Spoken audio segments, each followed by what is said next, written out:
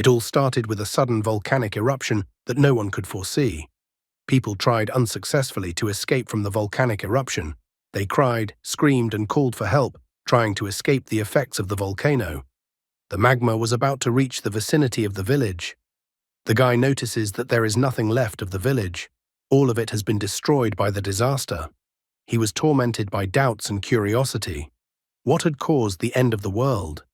However, it suddenly turns out that the volcano is the least of people's problems. Standing on the scorched and blazing ground and looking at the alien ships, the guy didn't realize if everything was really happening or not. His right eye lit up, displaying all these horrors: the blood moon, the alien invasion, the end of the world. It made him feel devastated. The guy still thought and hoped he was dreaming it all. Another beam of energy shot out of the alien ship and traveled deep into the Earth.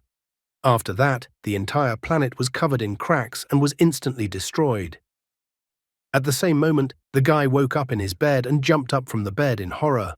The grandfather wondered if his grandson was okay and if his grandson had a nightmare. The grandfather asks his grandson to calm down because his grandfather is near. The guy smilingly remarks that he is only having a nightmare.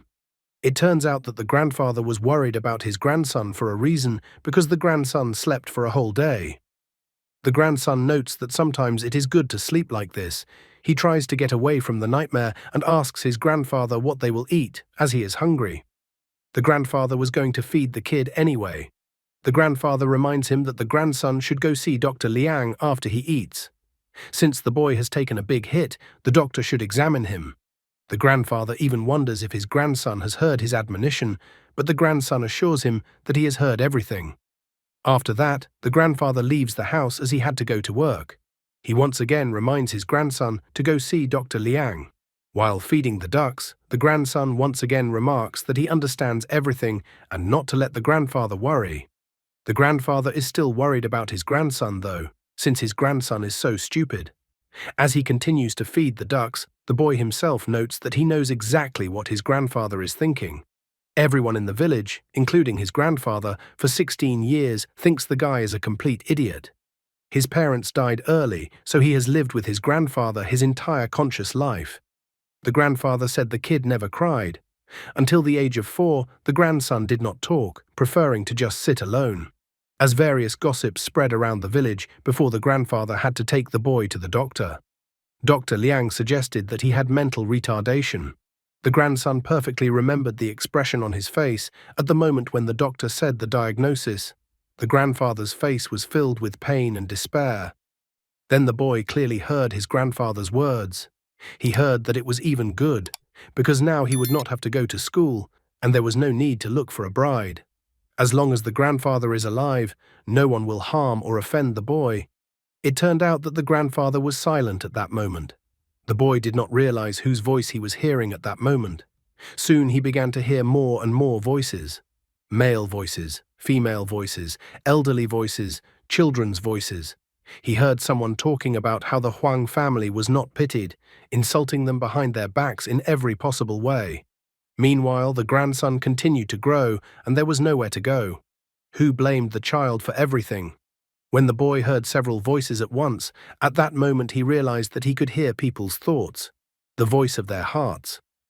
Later he received a lot of information, not only about people, but also about plants, nature, and the universe. The huge flow of information was not always assimilated in his head, so in childhood he often fainted and fainted. However, as he grew older, he began to adapt. Other people's thoughts still did not leave his head. While passing by a group of people, he could hear someone complaining in his thoughts that he had lost all his money in betting. Although he could still hear people's thoughts, as he grew older he learned to control and discard unnecessary information. However, he had no control over the data he was receiving from the universe. The day before yesterday, he didn't restrain his curiosity and took a look at the moon, where he discovered a horrifying fact. It turns out that the moon is not a satellite of the Earth. The moon is a battle weapon created by an alien superior civilization to monitor the Earth. Hidden beneath the surface of the moon is a hollow structure full of mechanical devices. There are also thermonuclear weapons and kinetic cannons. The most deadly weapon for Earth is the moon itself. Even a slight change in the moon's position can cause tidal changes on Earth to bring catastrophe. There are too many weapons aimed at Earth. However, what worries the guy the most are the two huge figures he saw on the moon. These are the legendary aliens, from whom the guy received important information. The total time of observation of the Earth is 12,831 years, 4 months and 19 days. The discovered advantages of humans, a pleasant odor. It was from exposure to this information that he passed out for an entire day and night. This information affected most of the final scenes in his dreams. He wondered if the scenes in his dream would come true or not. But the guy decided not to worry about it because the aliens had been watching the Earth for so long but had not done anything about it. At least it occurred to him that if the aliens were treating humans like food, then maybe they were. Most of the unexplained disappearances of people in the world are alien-related. Reflecting on this question, he suggests that until some colossal change happens on Earth, the disappearances are likely to continue. It couldn't go on forever, which meant that someday the day would come when the aliens would attack. He wondered when that day would come. And if that day came, what was humanity to do? Even with all his powers, he couldn't make such predictions. He even brushed the thought away because the fate of humanity did not depend on him. He's just an ordinary country boy, so he doesn't want to think about such things. In the meantime, he needed to stop by Dr. Liang's house as he had promised his grandfather.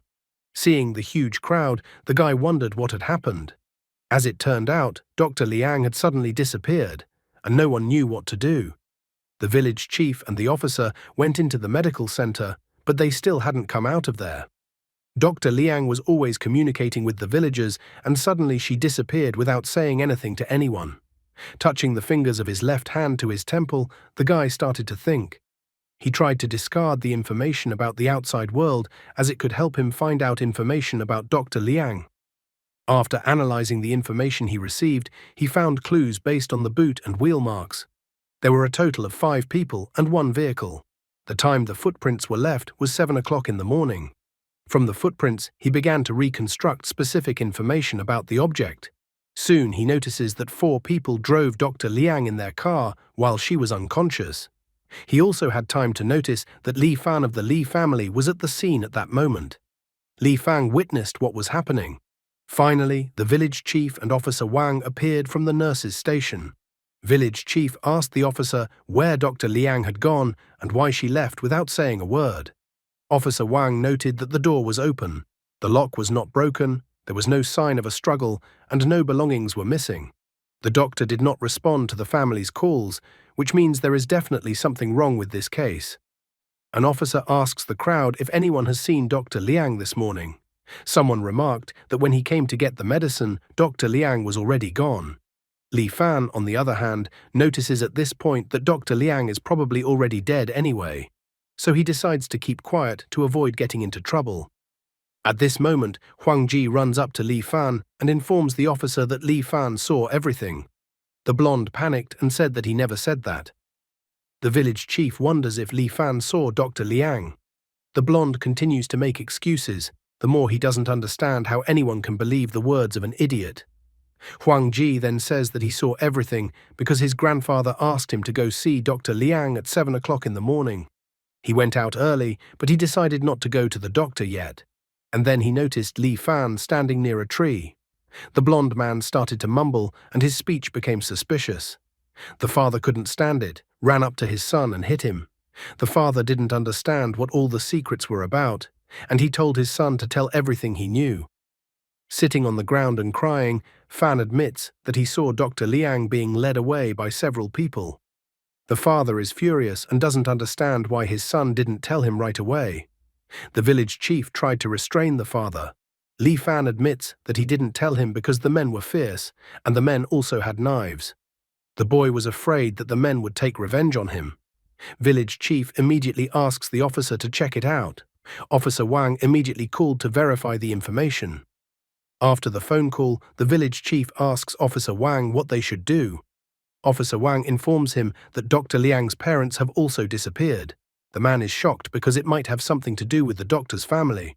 Officer Wang did not want to jump to conclusions about whether or not these events are related. He didn't understand why he would go to such a faraway place to kidnap an ordinary doctor.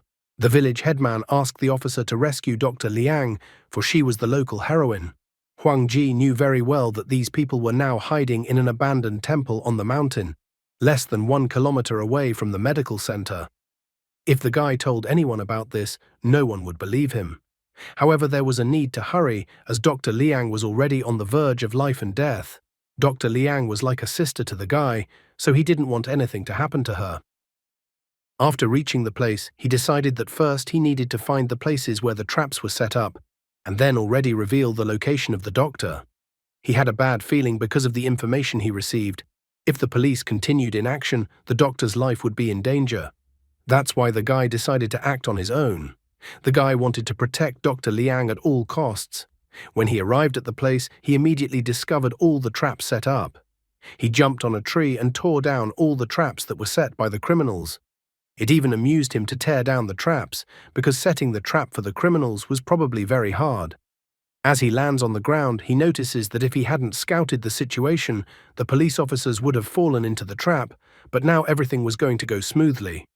At the same instant, he heard someone's voice. He was too close to the facility and was able to hear the voice of Dr. Liang, who was in danger. All 4 criminals gathered around the doctor. One of the men splashed water on the doctor to rouse her. The ringleader of the whole gang asks that the doctor answer where she hid the golden Buddha. The woman admits that she doesn't understand what's going on. After all, they've had the golden Buddha since childhood, and no one has ever told her where it was found. One man can't hold back any longer. He declares that a couple of idiots stole not only the golden Buddha, but also spent 4 million. He doesn't understand how their daughter couldn't have known about such a thing. Dr. Liang informs him that she doesn't know anything, because her parents abandoned her and she didn't get a single coin from their funds. Therefore, the criminals can kill her, only there would be no point in doing so. The criminals do not understand what to do next, because their plan has failed. Earlier, the man thought that Liang worked as a secretary, and if he finds her, he will definitely be able to get to the golden Buddha. Now it turned out that the woman knew absolutely nothing about it. The man asks the other to leave the woman on the street, as it was time for them to run away. The man asked not to blame him, as the girls saw their faces, so they can't just let her go. Huang Ji decides that now is the time to save Dr. Liang. The men panic when they hear a noise, because it seems that their trap has been triggered and someone is coming up the mountain. However, they still wanted to finish the matter with Dr. Liang. Huang Ji didn't like this situation. He didn't understand why men were so cruel. They left him no choice, and Huang Ji decided to pretend to be an idiot to divert the criminals' attention. The man with glasses didn't realize who appeared in front of him. One of the men pointed out that the man in front of them must be a villager. Dr. Liang asks that the criminals not touch the guy as he is sick and does not recognize the criminals. One of the criminals has heard of him. He recognizes him as Huang Ji, the village's famous idiot. Then the boss orders the man to deal with the idiot. Huang Ji starts to bump away, trying to create a ruckus. Huang Ji wonders why the woman is bleeding. The doctor, on the other hand, tries to protect the guy and ask him to leave the place. The boss is fed up with all this and informs the doctor that she has found a companion in the other world and that he will join her. The man decided to immediately follow the boss's order and deal with the idiot. Huang Ji did not wait for his death and decided to counterattack. The man immediately started panting because he didn't expect such a quick reaction and punch from the idiot. The other criminal immediately stood in his place. He didn't realize what his accomplice was doing. He even called his accomplice useless, and that he always had to redo everything for him. He attacked Huang Ji, but the latter easily grabbed the man's elbow. This blow hamstrung his opponent, and Huang Ji easily finished off his opponent. A third criminal intervened, but Huang Ji easily blocked his attack. Afterwards, Huang Ji sent the criminal flying with a precise leg kick. All the defeated criminals were in front of that idiot. The boss didn't understand why his subordinates still hadn't dealt with the snotty youngster. Wang Zhen, standing on all fours himself, didn't understand why his arms and legs were numb and he couldn't stand up. This made the boss stand up and look at the young idiot in front of him. He found the guy in front of him quite interesting. This was the first time Huang Ji had used this kind of ability. He didn't think that it would go so well. He wasn't a fool and understood very well that even as a strong fighter, it was very dangerous to fight with people who had weapons. The men made one failed attempt after another. As long as Huang Ji observed the state of his opponent's muscles and joints, he could anticipate all of his future actions in advance to give the best possible response. After defeating the two criminals, Huang Ji looked at the boss. The boss immediately got into a defensive stance, and he even asked Huang Ji if he was going to attack them. The boss orders the last of the subordinates to attack Huang Ji together. Huang Ji didn't hesitate and immediately ran to Dr. Liang and told her that he found out that the doctor was kidnapped. The woman is shocked that the guy was able to deal with two criminals. She doesn't understand how the guy managed to do it. The boss and subordinate froze at that moment. Untangling the woman, Huang Ji admits that he just threw a couple of punches indiscriminately. He didn't expect the men to fall so quickly. The woman is hurt, and so the guy wants to get her home as soon as possible. The woman doesn't believe it, and there are still two criminals left. She tells Huang Ji to go down the mountain as fast as possible and call the police. The boss and subordinate, meanwhile, decide to seize their opportunity while Huang Ji forgot about them. With a slight duck and a swing of his elbows, Huang Ji easily knocks the weapons out of the hands of the criminals. The woman pounces on one of the men and tells him not to touch Huang Ji. As soon as the man falls to the floor, the woman immediately tells Huang Ji to run away. However, at this moment, Huang Ji twisted the boss's arm. The boss is the most surprised. To him, the guy seems very strange. He originally thought that Huang Ji was hitting at random, but it turns out that his punches hurt a lot. In the same instant, Huang Ji seals the boss face first into the floor, to the great shock of the doctor and the other criminal. Huang Ji notices that the boss is such a weakling because he didn't even use force, and the boss has already fallen down. As it turns out, Huang Ji often does physical work while the boss is mostly sitting down.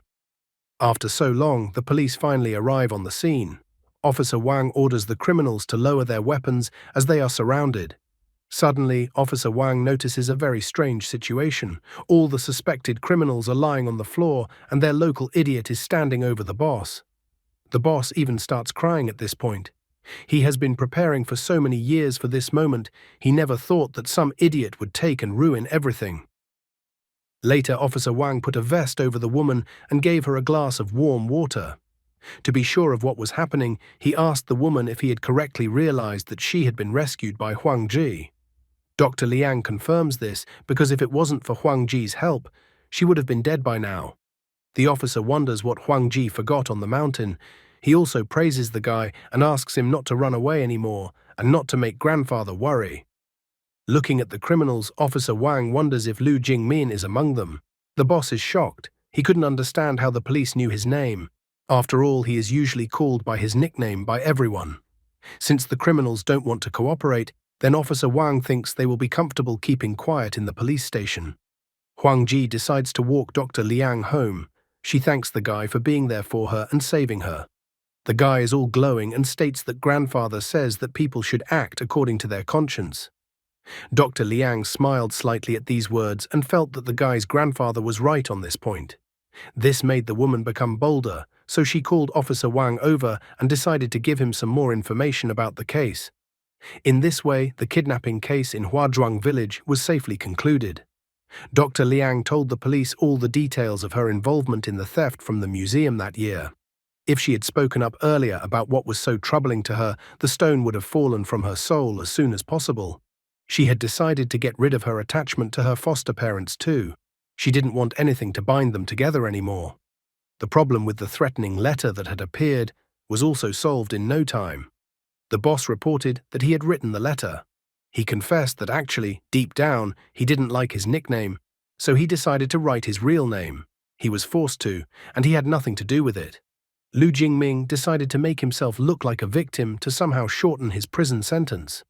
However, the police couldn't really believe it, because the other accomplices claimed that Lu Jingmin was their boss. However, the boss continued to deny it and convinced everyone that he was framed in the case. Even though the police had their doubts, they still had no other suspects. As long as it pays off, everyone will talk nonsense to reduce their jail time. The police would not suspect Huang Ji, but he did not behave very nicely. A few days later, when the villagers were harvesting their crops, they were distracted by sudden events. The villagers wondered why the police had come to the place again. As it turned out, the police came along with Dr. Liang's foster parents. Most likely, Huang Ji had somehow reported the whereabouts of the doctor's parents to the police. That was what his despicable act that he had mentioned earlier was all about. After that, the doctor's foster parents were led to the village reservoir. The doctor's foster father reported that it is at the bottom. Officer Wang notices that the couple had built up the reservoir before leaving the province. The parents have already explained everything. They spent all 4 million and only had a few 100,000 left. The golden Buddha was hidden in this reservoir. He also asked that Huang Ji pay attention to those who came with the criminals, since those were from the provincial museum. The guy couldn't blindly believe the criminals that they had spent all the money. After taking a closer look at the man, the guy realizes that the man has a hidden deposit, which is $3,150,485. Huang Ji even recognized the specific location of the hidden deposit. The foster father naively thought that he would be able to spend his money after he got out of prison, but Huang Ji was not going to let that happen. Soon a chest was recovered from the reservoir. Upon opening the chest, the experts were convinced that in front of them was a golden Buddha of the Tang dynasty, which had been stolen last year from a museum. Officer Wang doubts that it is a golden Buddha, as the element looked more like copper than gold in appearance. However, the expert assures that the Buddha statue is actually much heavier than ordinary bronze statues. After measuring it, they found that the weight of the Buddha is very close to the volume of gold. Therefore, they concluded that the inside of the Buddha statue is actually gold, but the surface is covered with a layer of copper. Officer Wang also believes that the weight will not lie. Huang Ji check whether this is the case. After scanning with his gaze, he realizes that it is not gold. The density of the Buddha statue clearly exceeded that of gold. The Buddha statue was basically composed of iron, silicon, and some unknown element. It seems that the elements that are not found on Earth are remnants of alien civilizations. And it looks like what is inside the statue is some kind of precision instrument that was delivered by an observer from the moon, and the recipient was an Indian monk. The monk was called Jodasita, and he seems to have been a very famous man. The box with the statue was covered with a lid and was being prepared for transportation to the museum. Other than the information Huang Ji had gotten, there was no further information he could get. If only he could open the statue, then he would be able to get more information then. The aliens had been on Earth a long time ago and had even left their creations behind. But the guy was curious about the aliens' purpose. If humans in the eyes of the aliens are just tasty food, then he didn't understand why the aliens would bother giving Earthlings the products of alien civilizations. After he lost the statue of the golden Buddha, then he was lost to the loss of the keys to solving this mystery. He knew very little about alien civilizations, and in addition, he had a dull no scanty supply of relevant scientific and astronomical knowledge. Because of this, his ability to assimilate information could not be utilized to its full potential. Therefore, if he wanted to continue to gather information related to the alien civilization, he could not stay in the mountain village where he lived. He must send to the big city to get more information. Will he manage to do it, how to do it, and will his grandfather let him go? What do you think of this story? At night, Huang Ji went to a secret place to dig up the money that the doctor's foster father had stolen and hidden. With a little bit of shoveling, the guy found what he came for. In his opinion, no one would have thought that such a suitcase held $3 million. The girl's adoptive father had hidden 3 million yuan not far from the golden Buddha. However, even such logic and counter-logic were completely useless in front of Huang Ji's ability. Passwords were also useless in front of the guy.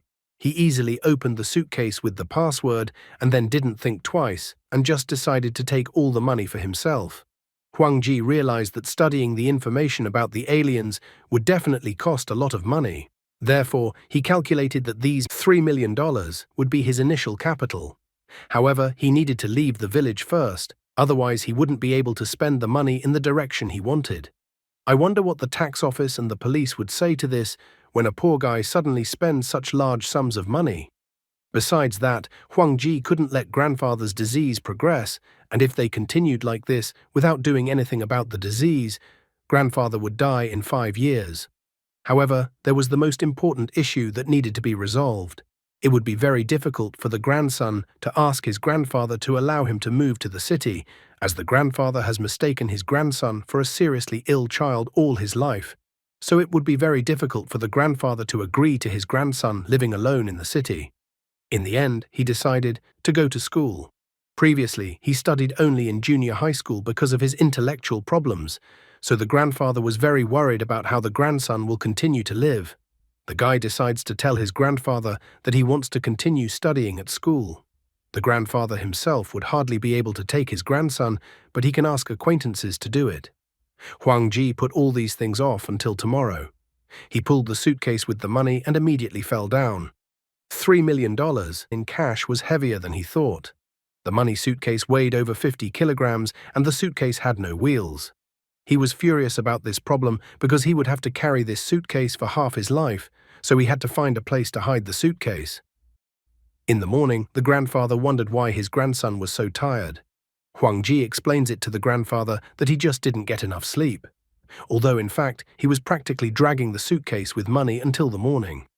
After breakfast, the guy went to see if there was a man who would agree to take him to the city. Walking through the village, he began to look around at the villagers in the village. Soon Huang Ji sat down on a rock and sighed. He still couldn't find any villagers who would agree to take him to the city. Even Officer Wang, who came from the city, didn't want to go back there. Huang Ji even thought that the city was such a scary place since no one wanted to go there. Suddenly the guy saw the village chief walking by. The guy quickly scanned the village chief since he was in a good mood. Huang Ji liked the information he saw from the old man.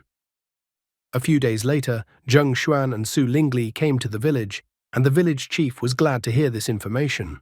The village chief was so happy that he greeted the guests and welcomed them. Huang Ji recalled that Su Lingli used to study in Shanghai and then worked there after graduation. She was a kind-hearted person, so the guy didn't think she would refuse his request. Zheng Xuan, on the contrary, was very suspicious. Huang Ji used his ability to study the information about the man. Zheng Xuan was 29 years old. His main profession was a translator, but he also worked as a hacker. His work experience was 10 years. The global rating was 683. The man also accumulated a good fortune, 70,000 bitcoins, as well as $1 million. The guy was even surprised that the hacker had such an impressive fortune. Huang Ji could gain knowledge and skills by recovering the memory of the object. If he had enough time, he could even learn Zheng Xuan's hacking skills. In 1 second, he could only memorize 1 second of information, which was too inefficient. If it was any key skills, the basic knowledge was not learned as fast as reading a book, so his ability had its own limitations. Seeing the guy, Su Lingli asked him to come over to her and take a seat with them. The girl decided to introduce them and introduced her boyfriend. She even asked Huang Ji to call her boyfriend Uncle Zheng, although Zheng Xuan didn't consider himself old enough to be called uncle. The girl informed her boyfriend that Huang Ji had a mild form of intellectual disability, but it was safe to socialize with him. Zheng Xuan calmly took note of this information. After that, Huang Ji told Su Lingli about his desire to study and then called his grandfather for dinner. The village chief called Zheng Xuan at that moment because there was a problem with his TV set, and Su Lingli said that her boyfriend was good with technology. Zheng Xuan said to rely on him and that he would take care of everything. When Zheng Xuan looked at the TV, he noticed that it was an ancient TV and that there was no other TV like it in the city.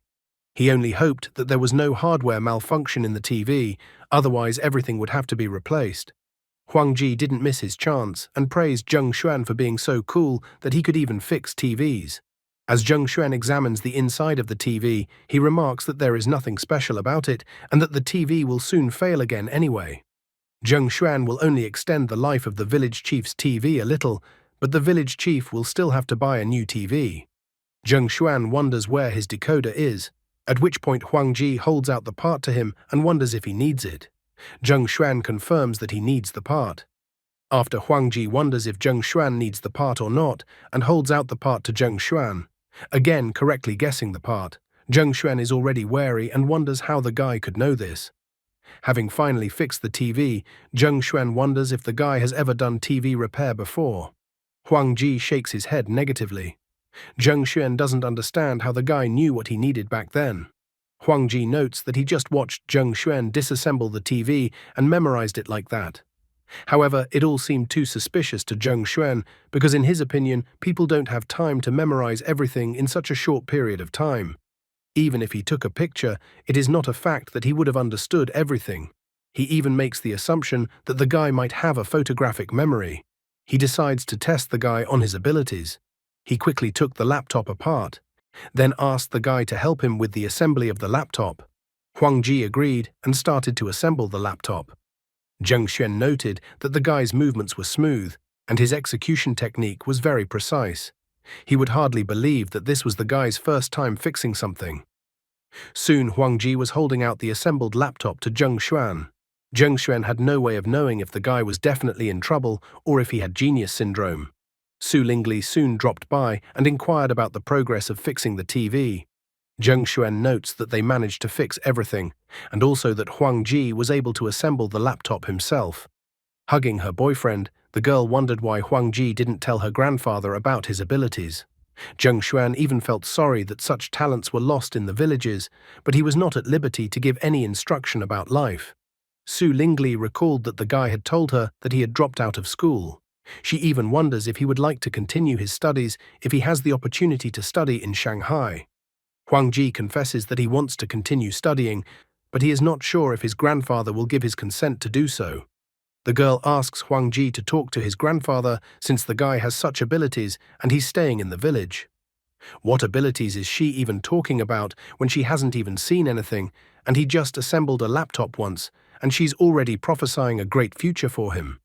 He had thought this way, Su Lingli would try to help him get permission from his grandfather to move. However, the grandfather was adamant and immediately refused his grandson's offer. The guy was even surprised that it wasn't as simple as he had planned in his head. The village chief also intervened in the conversation and remarked that it was a good sign that the guy wanted to learn and that such things should be encouraged. However, the grandfather is still against it because the others don't know what his grandson has been through. His grandson has been bullied all the time, so he doesn't want to let it happen anymore. Zheng Xuan decided to stand up for the guy and said that the guy is very capable and that he was even able to repair the old laptop himself. The grandfather is also shocked at how his grandson managed to do this, since he was diligent and never touched other people's stuff. Zheng Xuan notices that the guy has talent. Besides, you don't have to study for a long time to succeed, so the guy was lucky. Zheng Xuan realizes that the guy has a problem, but he notices that people sometimes show talents that were not previously inherent to them. So he asks the guy to show it all to his grandfather. The village chief is shocked, because even Wang, the best repairman in the village, could not master such techniques. Huang Ji didn't argue and decided to demonstrate his skills to his grandfather. He quickly assembled the laptop. The village chief was shocked by what he saw. The grandfather also didn't fully understand what had just happened in front of his eyes. He noticed that while his grandson was assembling the laptop, his grandson's face was so concentrated. On normal days, the guy had the same expression on his face and didn't change in any way. It was the first time the grandfather had seen his grandson so enthusiastic about something. The grandfather was so happy for his grandson that he was not hopeless after all, and that he was finally able to find something he was interested in. The village chief even suggested that the guy enroll in a technical school. Zheng Xuan knew of a technical college that offered a 3+2 system. The first 2 years would be high school material, and the remaining 3 years would be devoted to vocational skills. After completing his studies at the technical college, the guy could get a diploma of higher education. The certificate would then not be of use to him, and he would not have to retake the exams. Huang Ji is all glowing with such information. However, the grandfather is still worried about whether his grandson will be able to cope with all this. The village chief realizes that the grandfather is still worried, but he notices that the guy is not as stupid as everyone thought. In addition, the village chief notes that Zheng Xuan and Su Lingli will be with the guy to help him. If the guy can complete his studies, he will be able to get a good job in the future. This was very good news. The grandfather understood everything perfectly well, but he just lacked confidence. After all, Shanghai was a metropolis, so the grandfather didn't fully understand if his grandson would be able to adapt when his grandson had never even traveled outside the village. The grandfather was worried that he wouldn't be able to learn anything about his grandson's condition and problems when the grandson was so far away, especially if his grandson started being bullied again.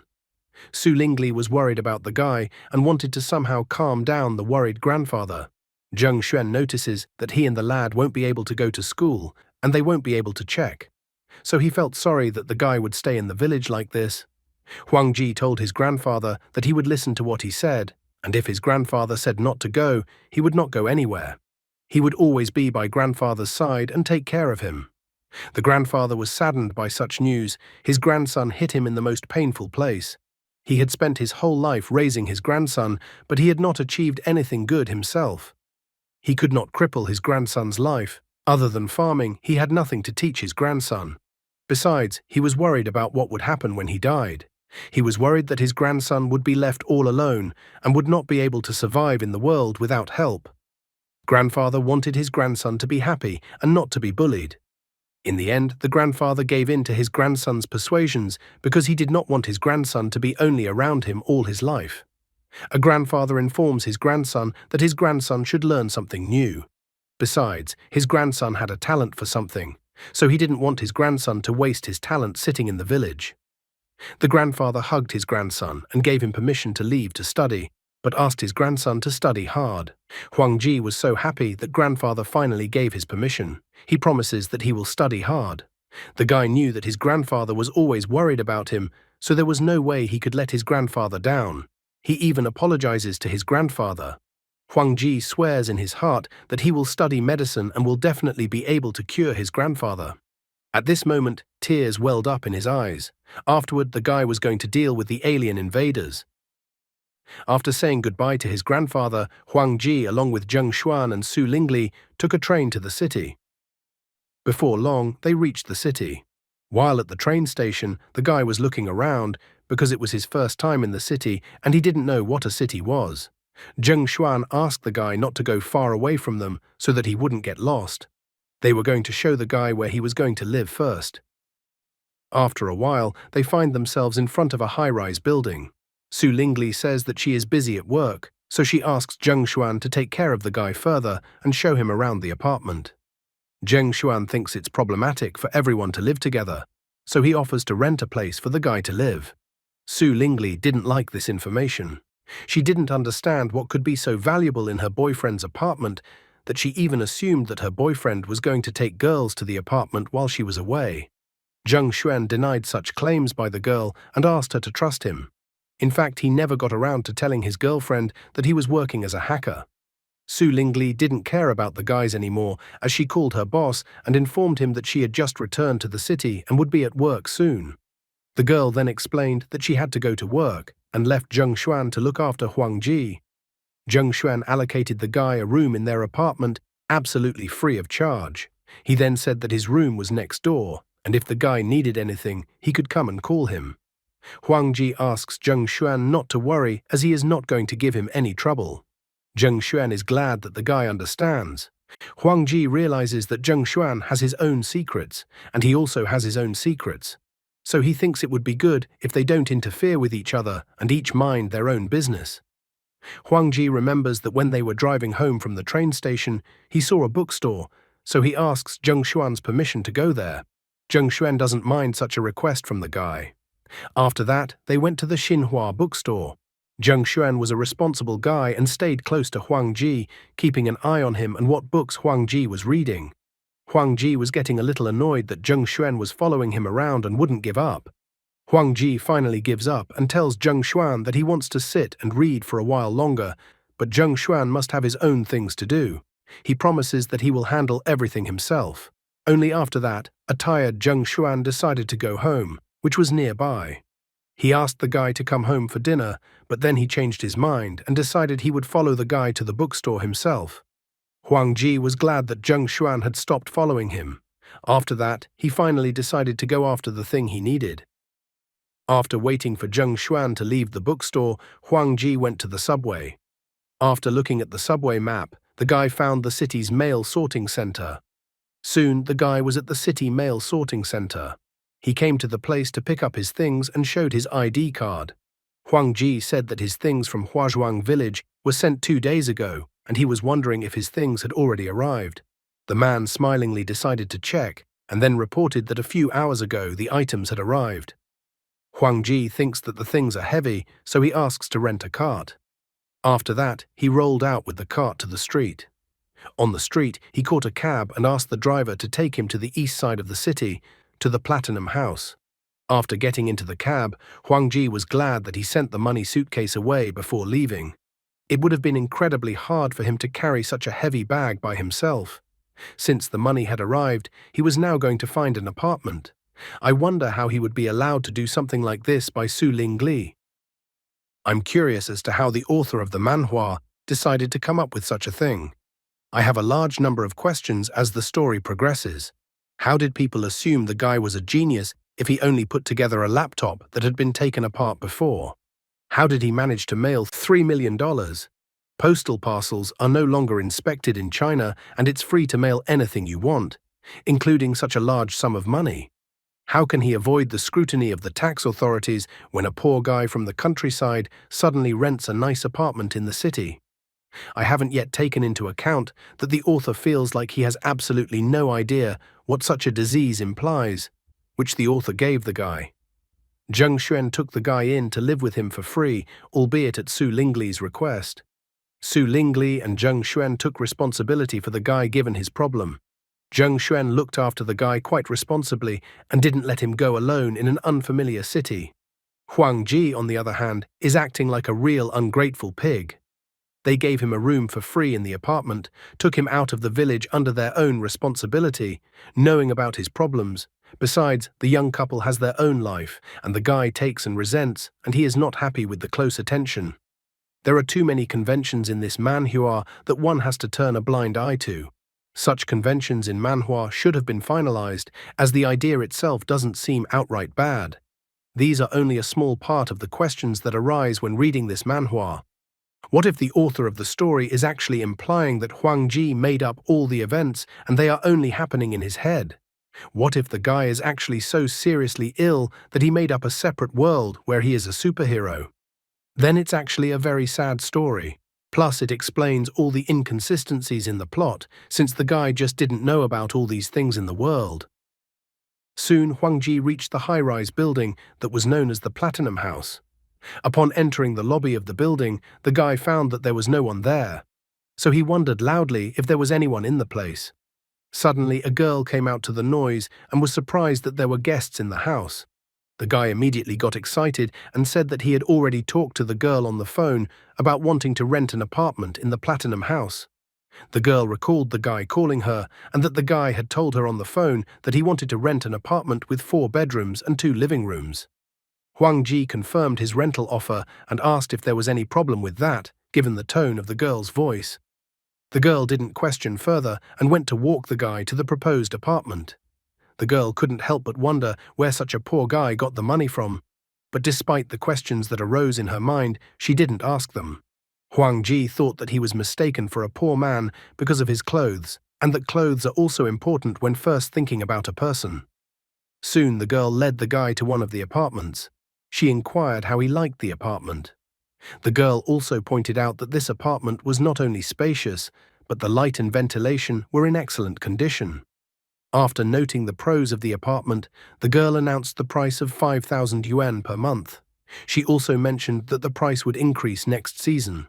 From the looks of it, the apartment was obviously not in the best condition, and the girl obviously brought the guy to this apartment because she thought he didn't have the money for a decent apartment. Huang Ji extracted the information from the apartment, and it turned out that no one had stayed in the apartment for 7 months. To make matters worse, the apartment was cold and damp, there were a lot of mosquitoes, and a man had died in that apartment. The guy, who has been in the village all his life, immediately noticed that the apartment was disgusting. He noted that the girl was doing a very good job, but he knew that a person had died in the apartment and that no one had lived in the apartment for several months. The girl had not yet had time to comprehend the words said by the guy, as he immediately noted that there is a better apartment upstairs and asked to show it. The girl is shocked by such a proposal. In her thoughts, she only remembers that in that apartment there were additional services, so the guy should not have known about it. Huang Ji, like someone who had recently won the lottery, immediately took out a wad of money and boasted that he was holding 100,000 yuan and asked the girl to show another apartment. The girl couldn't refuse the money, so she immediately took the 100,000 yen and was going to do everything.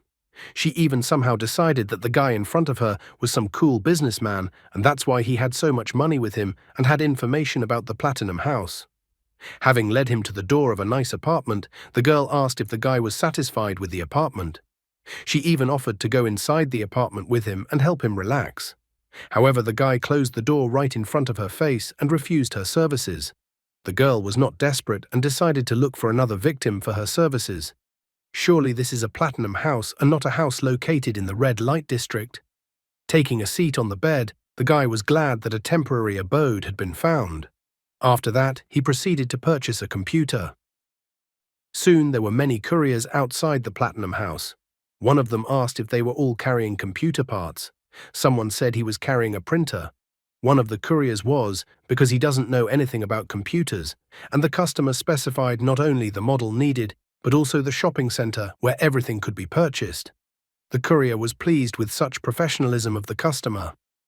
The couriers reached the door to the guy's apartment, and the guy greeted them happily. The girl at this time looked out from around the corner. She was wondering why so many couriers and such a large number of boxes had appeared. Once the couriers brought everything into the apartment, Huang Ji started to assemble the computer.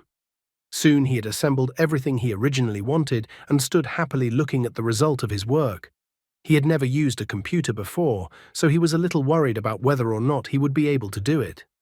Without hesitation, he sat down at the computer and started looking for information. He had a big gap between theory and practice, so he had to get used to it. However, as soon as he sat down at the computer, he immediately got a headache from the large amount of information he received. Finally, the guy typed in a search engine query about aliens.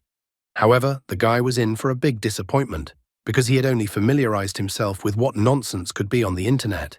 Aliens versus Godzilla, an alien media company, an alien router. All of this information was strange to the guy. After a little thought, he decided to search by keywords: aliens, space, moon. Luck had finally smiled on him, or at least he thought so. He came across information that aliens were on the backside of the moon and that a spaceship was moored on the moon. He also found information that the United States had seen a UFO on the moon. The guy was surprised and pleased that so many people like him believed in the existence of aliens. He was surprised that even though people didn't have his abilities, they were still able to detect the aliens from the traces left behind. Huang Ji found that a user under the nickname Nami Nitro Gold had posted a lot of content related to aliens. For example, Nami Nitro Gold wondered about whether aliens have always been on the side of humanity. He also wondered if there was an alien base on the moon. Although Huang Ji thought that all the information was hidden and the American astronauts could already see everything, Huang Ji wondered how Nami Nitro Gold could know the secret information then. Huang Ji decided to check Nami Nitro Gold and found that Dong'an was currently using the computer in Cafe 112 and that his funds were 15 yuan. Huang Ji complained that the information through the network was limited and it was necessary to meet face-to-face. All of this was not surprising, since the guy couldn't even recognize Piccolo. Huang Ji was surprised that Nami Nitro Gold didn't use his own identity card, but someone else's found on the internet. The guy came to the conclusion that since Nami Nitro Gold was a minor, he could hide like this. So he decided to write Nami Nitro Gold in private messages first. It's entirely possible that they'll both be taken to a psychiatric hospital in 20 minutes. 20 minutes later, Nami Nitro Gold still hadn't answered the guy.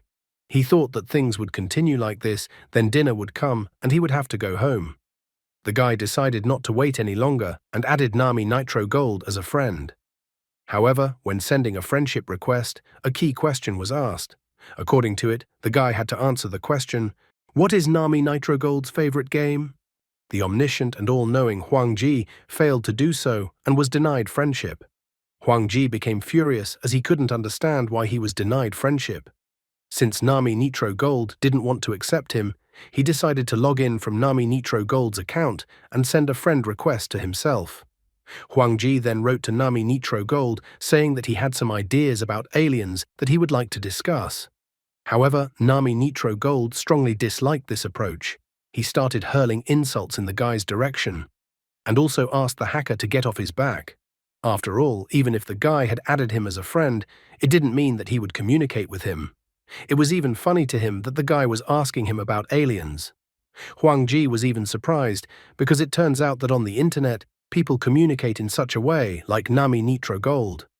Huang Ji didn't stop there and asked Nami Nitro Gold to shut up.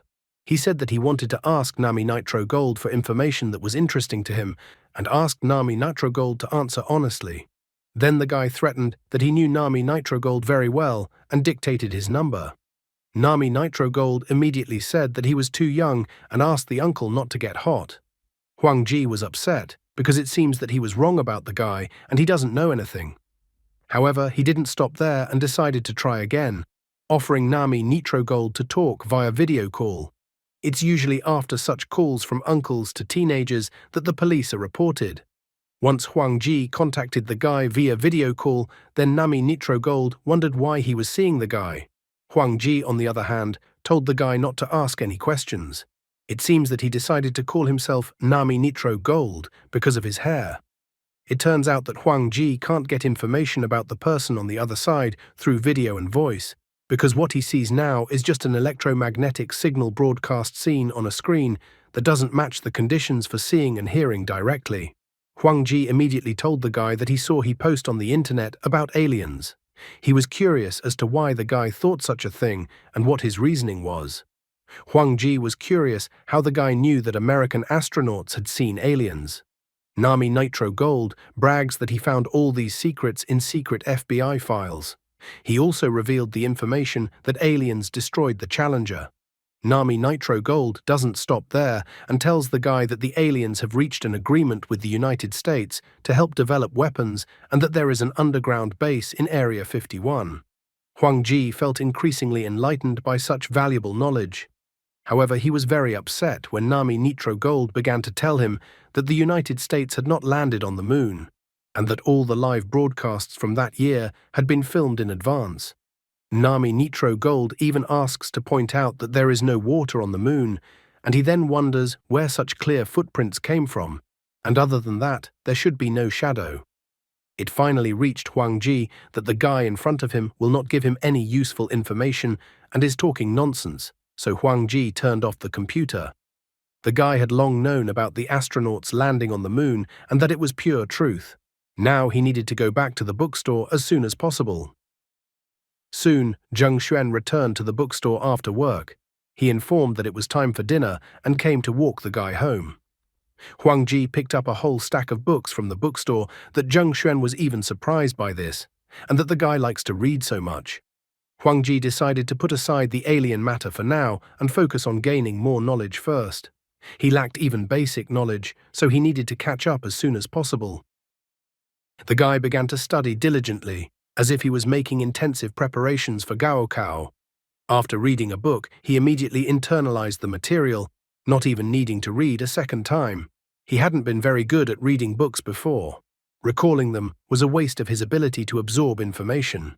Any information he read or learned was automatically stored in his mind.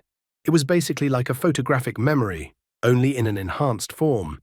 Even if he lost his memory, he was sure that he would be able to recover all the information stored in his head almost immediately. Besides, he not only memorized all the information, but could also put it into practice. This ability set him apart from other people who took a long time to learn something. What a wonderful ability!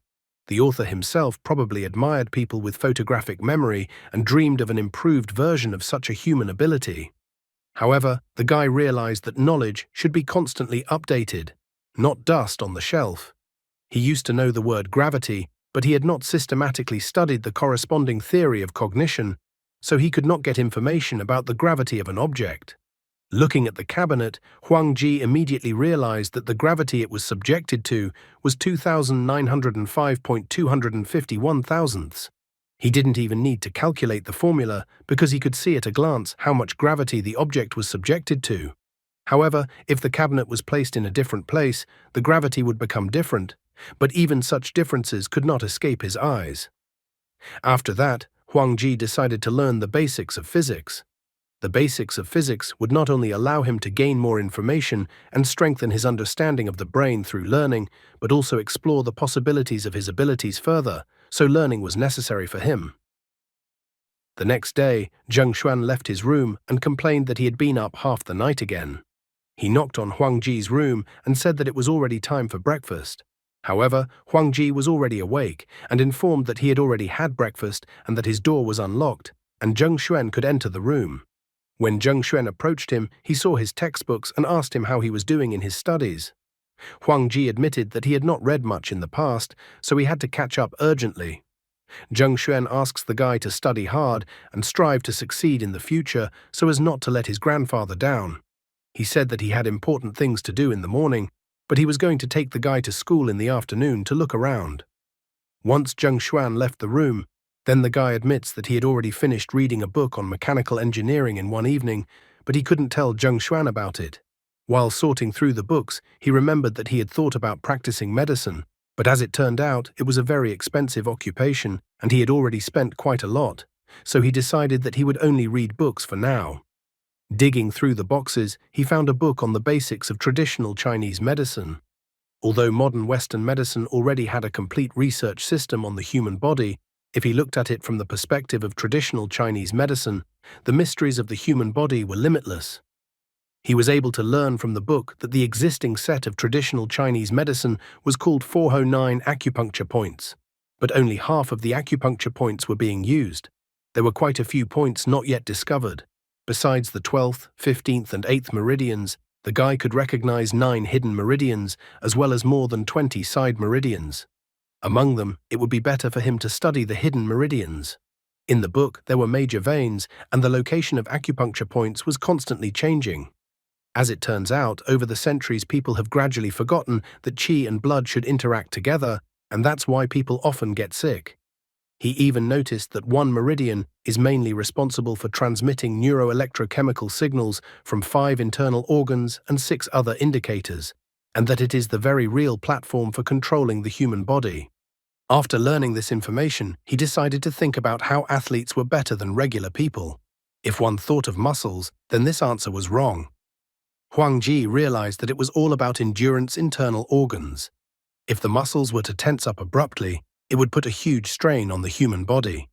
However, if one integrates a powerful visceral system, it will help to quickly strengthen and stimulate all aspects of human body functions, such as nutrition, blood supply, detoxification, immunity, and body fluid regulation. To Huang Ji, this internal force seemed very powerful. For precise coordination and control, the only method that can be used at present is acupuncture and cauterization. However, the guy felt that this method was not very convenient because some acupuncture points were hidden in very strange places and he couldn't reach them with one hand. There were even some acupuncture points that were hidden between important organs and bones that couldn't be reached by acupuncture and cauterization. There were only 2 places a guy could start. One controlled the blood supply system and the other stimulated growth. They were all very practical acupuncture points. Deciding not to delay any longer, the guy took off his shirt and decided to treat the Yunmen, Zhongfu, and Tianqi points. After all, these acupuncture points were used as landmarks. However, it wasn't as easy as he originally thought, and it was incredibly hard for him. He had developed shortness of breath. A problem appeared in his blood vessels that he couldn't understand anything about. He needed to fix his position so that he wouldn't miss again, especially since he only had one try. Trying again, he could feel the fat deposits burning intensely and also that his lungs were expanding. Every organ in his body began to grow. He had to change his posture but try to contain the pain. Do not repeat never after this genius, and also having read something once from the book, immediately do it, because it can harm your health and lead to very sad consequences. After changing his position, he felt that he wanted to sleep and finally gave up and decided that he could rest. After a while, Huang Ji felt that his heart and lungs had grown, which made him very happy. However, in exchange, 5 years of his life were taken away from him. The guy was surprised that 5 years had been taken from his life and made the assumption that he had injected toxins. In addition, he noticed that his liver and kidneys had not grown. Only now did he realize that maybe his store of knowledge wasn't enough and that there must be some other way to cleanse the body without acupuncture and cauterization. Is he going to be a space marine? Just at this moment, Zheng Xuan called the guy out for lunch. So quickly the time flew by from breakfast to lunch. After lunch, Huang Ji went with Zheng Xuan to the school building. Zheng Xuan showed the guy where he would be studying before classes started. He good-naturedly decided to show everything to the kid in this school. The first thing he did was to show the guy the cafe where he used to go before. After taking a closer look at the school, Huang Ji disappointedly noticed that the school didn't have famous teachers or advanced academics. This school was basically categorized as a fee-based school. He was even sorry that he wouldn't be able to dive into his student life. But most of all, he didn't want to waste such a precious resource he had, time, especially since he had recently taken 5 years of his life. Suddenly, Zheng Xuan called Su Lingli because she wanted to go shopping. However, the guy reminded her that he was showing the school to Huang Ji. Huang Ji, hearing the conversation, asks not to worry about him, and that let the guy go out with Su Lingli. Huang Ji confesses that he has already memorized the way and that he can handle it all by himself. It's usually after such convincing words that some disaster happens. Zheng Xuan decided to believe the guy, but asked him to call him immediately if anything happens. After freeing himself from Zheng Xuan's scrutiny, the guy decided to verify the information. A short time later, he returned to his apartment in the Platinum House. This time, he assured himself that he had learned his lesson and would not fall for any more scams.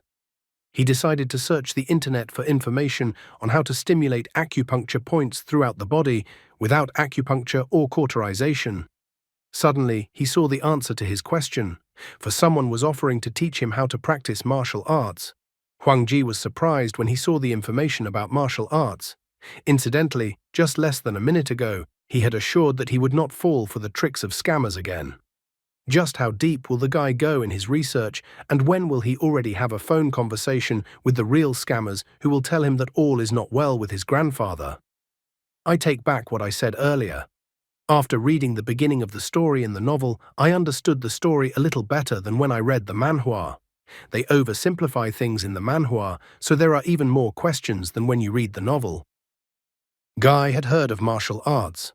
Martial arts, also known as martial arts, was a skill that originated in ancient times and was inherited until the present day. According to legend, all martial arts masters possess special techniques. Some masters possess strength several times that of an ordinary person. Other masters are able to soar through the sky without leaving a trace or shadow. Some masters even possess immense power in wielding a blade. All these thoughts of martial arts made him go back to memories from his childhood. When he was a kid, his grandfather often talked about how tough he was when he was young, but the kid knew very well now that it was nothing more than simple bragging. Most of the information that was known was just the usual book stories. The martial arts themselves were techniques that increased the stamina of the body. Huang Ji doesn't learn anything and decides to ask around about martial arts on the internet. He wonders if it is true that there is qi in the human body, and he was also curious to know how qi is related to the body, since he had only heard about it from novels.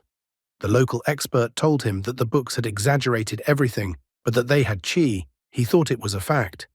Huang Ji immediately wanted to know if the guy was using qi.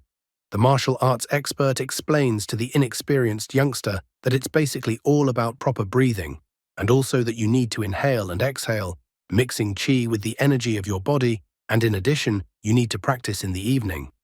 When Huang Ji tried to find out why it was necessary to train in the evening, he was told that it was because of the stars, that they emitted special energy. Huang Ji didn't quite understand the explanation. He thought that the stars also emitted their energy during the day. However, it was quickly pointed out to him that he didn't know anything, and his interlocutor was already a cultivator with 10 years of training from a famous master, so the interlocutor had a lot of power. Huang Ji couldn't stop pestering the experienced cultivator, wondering what the cultivator did for a living. The cultivator said that he was currently a businessman and practiced martial arts for his health. Huang Ji was not a simple guy and immediately reminded the cultivator that he had previously mentioned that he was a government employee. The cultivator immediately admitted that he had quit his job and now had his own business.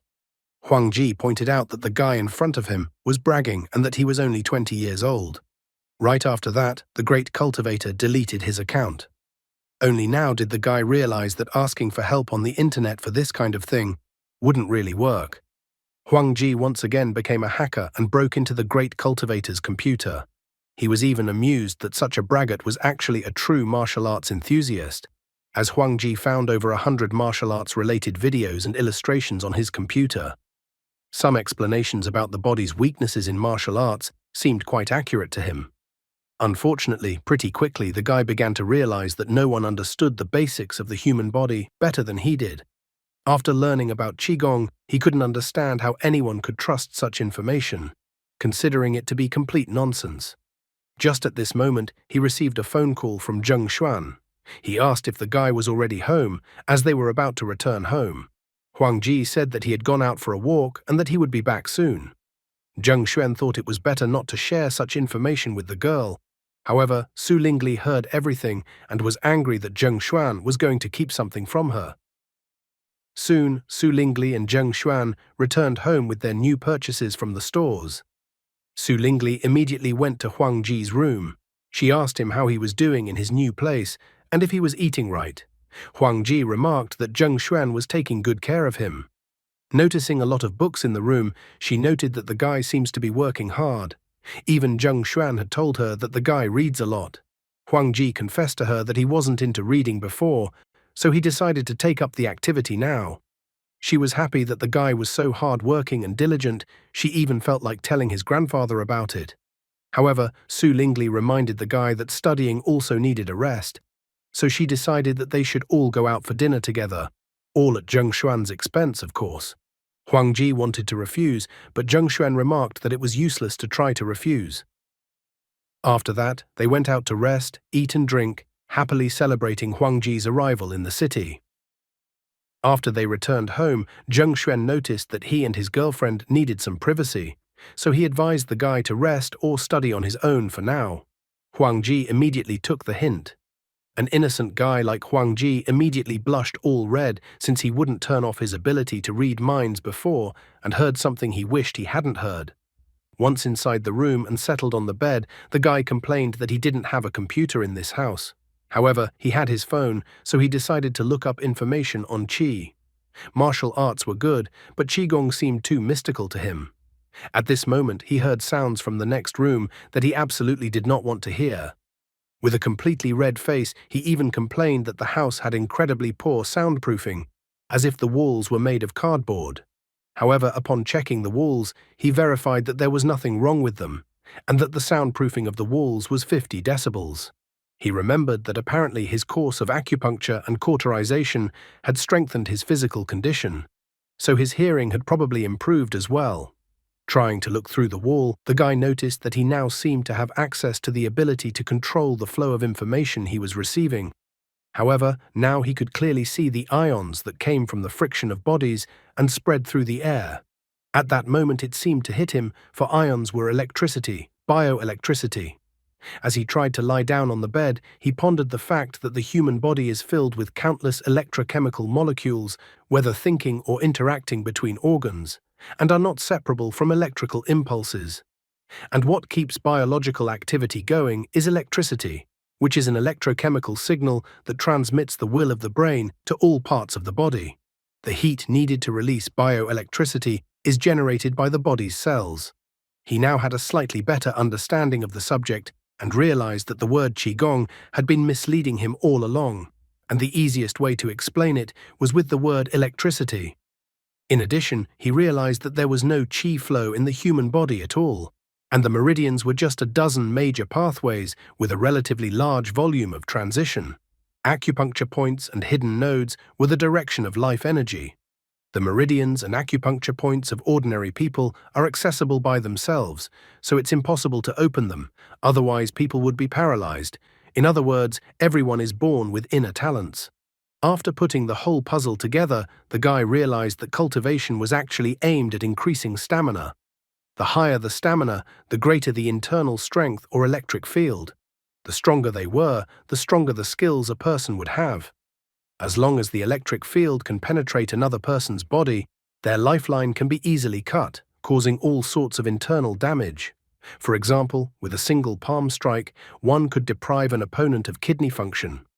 As he digested all the information he had received, he noticed that although martial arts skills and stamina were very strong, only a few of them included exercises to control the energy in the body. Their internal energy utilization rate is only 4.57% for Tai Chi and 3.64% for Xingyi. But the two best martial arts combined, the utilization rate can be increased to 16%. All of this got the guy thinking about how he could come up with his own way to combine his hundreds of strengths combined with the concepts of hidden acupuncture points and bioelectricity to create a unique technique. This assignment was the first step he needed to take to cope with the aliens, so even though the path was quite difficult, he needed to give his best effort to achieve the goal. 2 weeks had passed since the day he had succeeded in discovering the secret of electrical energy. Now he was constantly absorbing all the knowledge contained in the books, like a sponge caught in a bucket of water. Even though he had thoroughly studied the books on medicine and biology available in the bookstore, as well as various valuable collections of online stores, it was becoming increasingly difficult for him to acquire new knowledge as his knowledge level continued to increase. He had even already managed to find a mouse for experiments somewhere. He regretted that his research into electrical energy had encountered obstacles. After all, the tiny discharge of current was not even enough to harm a human being, let alone knock out a mouse. Looking at the little mouse, the guy decided it was time for him to finish his book's learning. What happened next to the poor little mouse? After that, the guy went outside, deciding that now was the time to go to the experts. Jiang Wan and Li Wei were the experts who were seeing patients today. One was in room 204 and the other was in room 305. He decided to visit them one by one. Jiang Wan was a woman of 35 years old. The global medical skill rating was 247,608. It surprised him that a pathology expert was ranked so low in global medical skills. Li Wei is a male 37 years old. Global ranking in medical skills 170,083. This kind of information also surprised the guy. After all, he didn't expect that they had a rather low rating. After that, he couldn't help but start praising himself. The guy was not a professional, but only engaged in self-education for 2 weeks, and already felt that he had reached a global rating of 510,816. He began to praise himself, because if people found out about this, medical students all over the world would be turned inside out. He decided to go Li Wei first, so he went to make an appointment with the doctor through the terminal. An hour later, it was finally his turn, so number 48 Huang Ji was asked to come into the room. When the guy entered the room, he saw that the doctor's global rating had dropped to 170,912. In just 1 hour, the doctor's rating had dropped so drastically, which greatly surprised the guy. Noticing the guy's stare, the doctor asked if there were any problems, but the guy immediately pointed out that there were no problems. Huang Ji was well aware that the information was updated in real time and that the ratings were constantly changing every minute and every second. Therefore, he understood that it wasn't that Li Wei's skill level had decreased at all, but that over 800 doctors around the world had surpassed Li Wei in the past hour. The doctor immediately wanted to check the patient's cardiopulmonary function, so he asked to lift the patient's shirt higher. Taking a stethoscope in his hands, he began to listen to the patient's breathing. Just at this moment, Huang Ji decided that it was time to gain new knowledge. Looking at Li Wei, he was going to learn all the information from clinical study reports that couldn't be read in ordinary books, as well as articles that could only be found in universities. He was glad because fast face-to-face data transfer was the best thing ever. He could even obtain the knowledge that Li Wei had missed. He hadn't been able to do something like this before, but now he was beyond that. Combined with the previous acupuncture and cauterization treatments, it greatly strengthened his cardiopulmonary function and improved his blood supply and the efficiency of oxygen supply to his brain. Now his brain's information processing capacity is 1.25 times that of a normal person. Li Wei, meanwhile, noticed that the guy's heart muscle was quite strong, and his lung volume was also large, and his breathing was long. The doctor thought that the guy in front of him was an athlete, but he didn't hear anything wrong when examining the guy. He inquired if the guy was all right and if he felt any discomfort. Huang Ji admits that he constantly feels that his breathing is too heavy, that he hears a rapid heartbeat, and every time he thinks about it, he gets a panicky feeling that he is about to die. However, the doctor noticed that the guy's heart is in good condition. Huang Ji seems to have overreacted, as the doctor even considered advising the guy to go to the psychiatry department. In the end, the doctor decided that the guy should have had a chest X-ray first and then a blood test to rule out a respiratory infection. He told the guy to go to the service desk on the second floor to pay the bill and then bring the chest X-ray. The guy's whole body seemed to shimmer. He thanked the doctor while he was glad that he had managed to absorb almost all of the doctor's experience. Turning his attention back to the doctor, the guy noticed that the doctor's global rating had dropped to 171,998. Looking immediately at his global ranking, the guy was incredibly shocked. So he had risen to 45,233rd place. This rate of progress was astonishing even to him. Not only did he gain knowledge from the doctor, but he also learned a lot about the doctor's past. Li Wei was originally a promising doctor of medicine. However, because Li Wei insulted the dean, he was transferred to the outpatient department, and as a result, his psyche was greatly affected. The man had stayed in the regular clinic for too long. As a result, he gradually lost his professionalism as a doctor, which in turn affected his judgment and self-confidence, so it was not surprising that his professional ranking dropped so much. Huang Ji recalled that Zheng Xuan had recently been reading books related to economics and was also busy with translations, so he had no time to keep up with new technologies on the internet, so his ranking in the world of hackers had also dropped by more than 2,000 points. Such a sad state of affairs made Zheng Xuan quite angry. The guy began to realize more that learning was like swimming against the current, that if you don't advance, then you retreat. The whole world was constantly changing. The information made it clear that there was no way to relax. The guy learned another important thing from the doctor. Every person has his own up period, peak period, and fatigue period.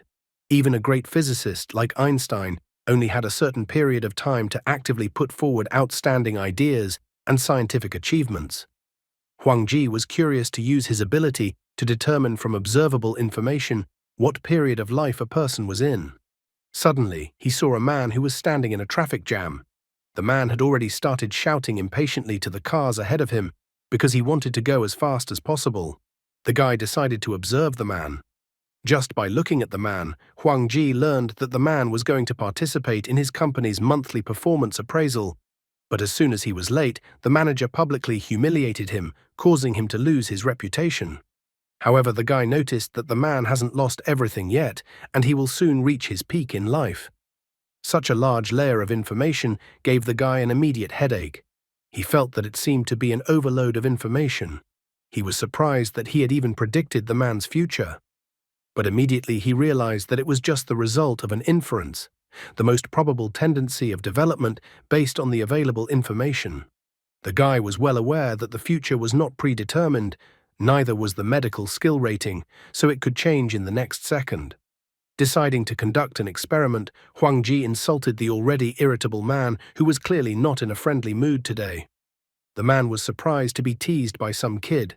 He was about to get out of the car and teach the youngster a lesson, but Huang Ji immediately ran away. The man was shocked at what a disgusting day he had had today, that even the schoolboy was now allowing himself to look down on him. Looking from around the corner, the guy noticed that it wasn't the man's fault that the guy had insulted him.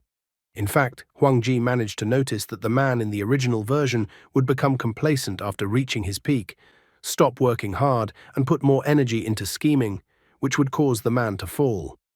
Huang Ji, being a random passerby, noticed and decided to help the man. His unceremonious insult greatly prolonged the growth phase of the man's career. According to new predictions, in 3 years, the man would be among the top 30,000 in the world computer industry, and then start to slowly decline. Huang Ji was surprised that just one word could dramatically change a life.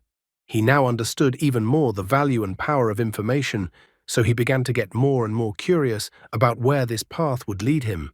He wondered how great the possibilities of perfecting the magical ability he had obtained were. While resting on a bench and eating, he wondered if he would be able to predict his future. Suddenly, everything around him disintegrated into many sheets of paper, and various ink appeared around him. The guy got scared, not realizing what was happening to him, trying to stop his attempt to predict his future as soon as possible. After a moment, he managed to snap back to reality. He couldn't understand what had just happened to him. He only remembered seeing pictures that had his image painted on them. However, after a moment, he interpreted that he perceived all the information in the world, so his future was constantly changing, as well as the future of the people around him. The guy began to realize that he wasn't very good at his skills yet. He decided that he would only do something about it after he had fully mastered his ability. Society closely connects people to each other, so sometimes any fleeting thought or random event can greatly change the direction of the future. Therefore, the shorter the prediction interval, the more useful it is to use the prediction ability. Conversely, the longer the time interval, the more deviations occur.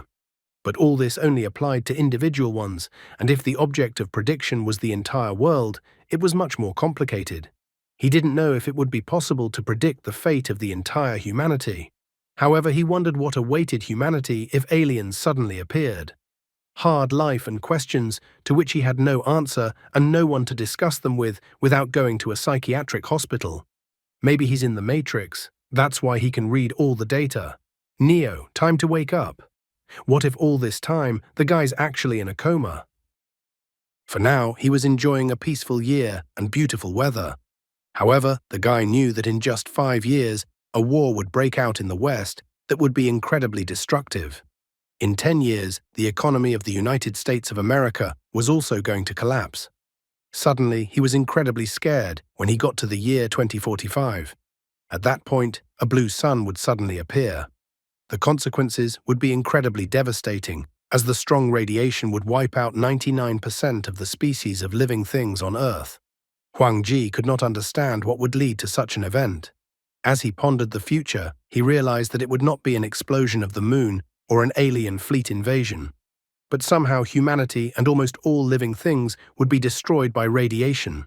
The sun won't explode, destroying the Earth. It will just change its color to blue. Human beings will not be able to resist the strong light and will simply die. This incident would happen too suddenly, so it was important for the guy to see if he could avoid this incident in the future. One option was to find a way to unite all the countries and then concentrate the full power of humanity to solve the problem. With his abilities, he saw no problem as he could develop incredibly fast. Huang Ji once again tried to focus on the events of 2045. The sun was literally showering the entire Earth with powerful comets that people couldn't dodge. He couldn't believe that such a thing was possible, much less that there was a solution to such a problem. Suddenly, he heard someone calling him. Opening his eyes, he noticed that there was a blonde man in front of him who was calling him. Huang Ji asked the blonde guy if he had been unconscious for a long time. The blonde guy reported that the guy had been unconscious for about 5 or 6 minutes. He even offered to call Huang Ji an ambulance. Huang Ji asked him not to call an ambulance, but simply reported that he hadn't had much rest lately. Huang Ji began to realize that the information load had caught him off guard again, so he decided that it was too early for him to walk around the city yet. Huang Ji wanted to avoid such a gigantic flow of information in the future. The blonde asked Huang Ji to take care of his health because nowadays young people don't take care of themselves at all, and they also have school. Huang Ji thanked the blonde man for his concern. In gratitude, Huang Ji told the blonde man to rest more and check his health. The guy didn't understand what Huang Ji was talking about, as he felt incredibly healthy. Unfortunately, Huang Ji could see the man's health information at a glance. He noticed that there was a cancerous tumor growing in the guy's body, and even though the guy felt fine now, in a few years, the disease would worsen and the guy would die. For the treatment to be successful, the cancerous tumor had to be removed in the next 2 months, or else it would be too late. The blonde man wondered why the guy was looking at him so intently. Huang Ji was still immersed in his thoughts, realizing that if he didn't do anything, the blonde guy would just die. Suddenly, he saw a further development that horrified him. He got up from the bench, informing him that he was just saying that about the guy's health. The blonde man even thought that Huang Ji was kind of weird. Huang Ji said goodbye to the guy, advising the guy to remember to pick up his phone. The blonde man didn't understand what the guy was saying to him or what phone he was talking about at all. However, Huang Ji, like a hereditary fortune teller, thought that Lin Li would soon realize everything. The blonde man looked at the guy leaving and thought that he was strange. Soon, Huang Ji returned to the Platinum House.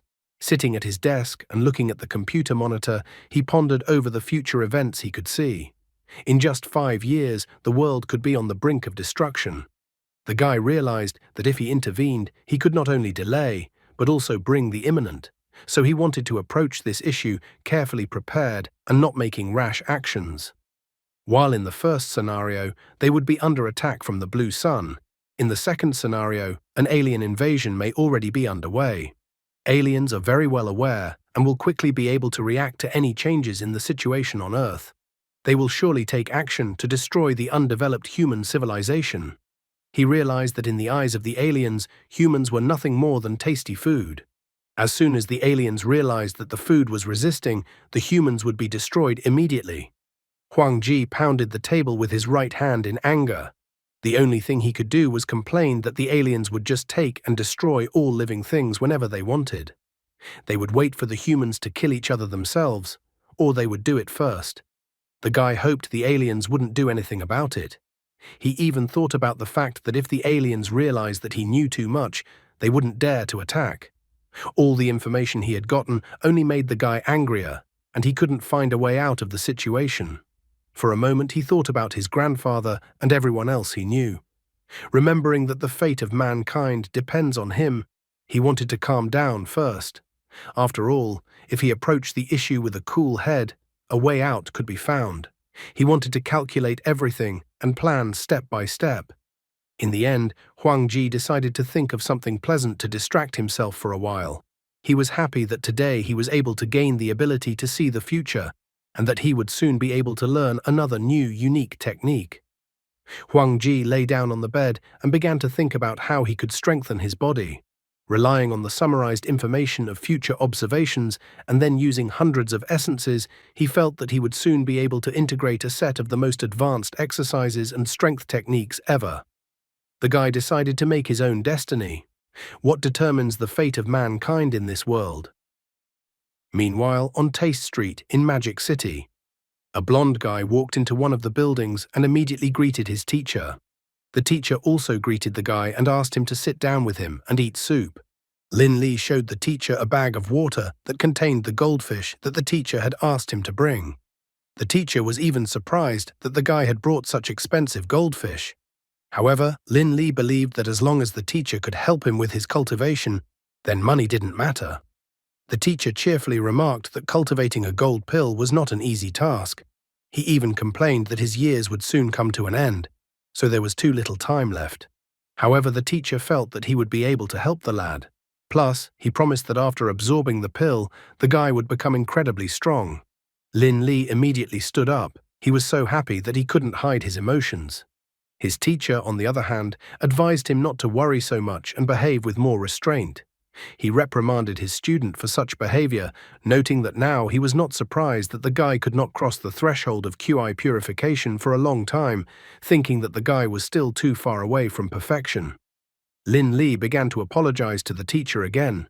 He asked the guy to practice meditation for 3 days, and only then could the guy go back to him again. The teacher didn't understand why the guy went to pay the bill.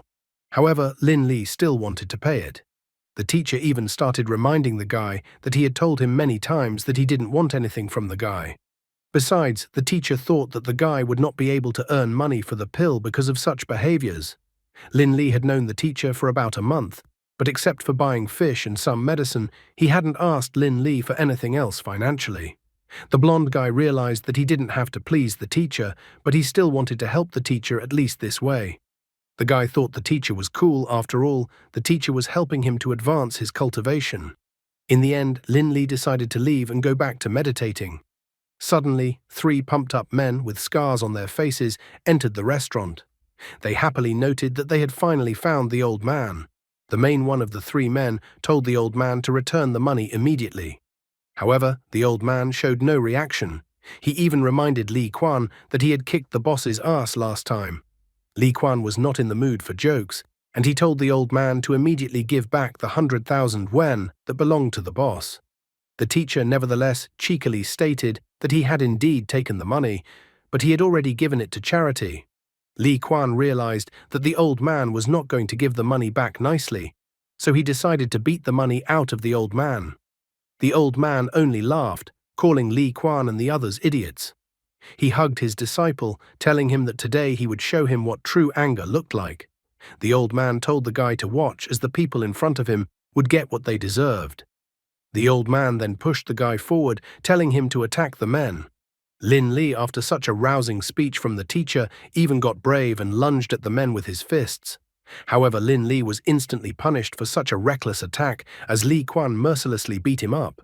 Lifting the guy by the scruff of the neck with one hand, Li Quan stared at him, not understanding what it all meant. The others managed to notice that the old man had escaped. They even started complaining that the blonde man was to blame for the old man's escape.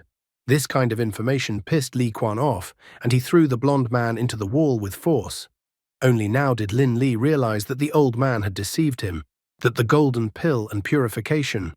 It was all a deception on the old man's part. He self-deprecatingly remarked that it was his own fault for believing in all those fairy tales. The guy just wanted to be something special. The blonde revisited the old man's personality again, noting that the old man turned out to be a good actor. After all, he even treated the guy at the cafe, even though the guy himself had spent a lot of money on cultivation materials. Lin Li felt no self-pity, blaming himself for falling for the old man's entreaties and therefore getting what he deserved. Grabbing the guy by the hair, Li Quan asked the guy if he was the old man's disciple. Lin Li admitted that he too had been tricked and that he didn't know anything.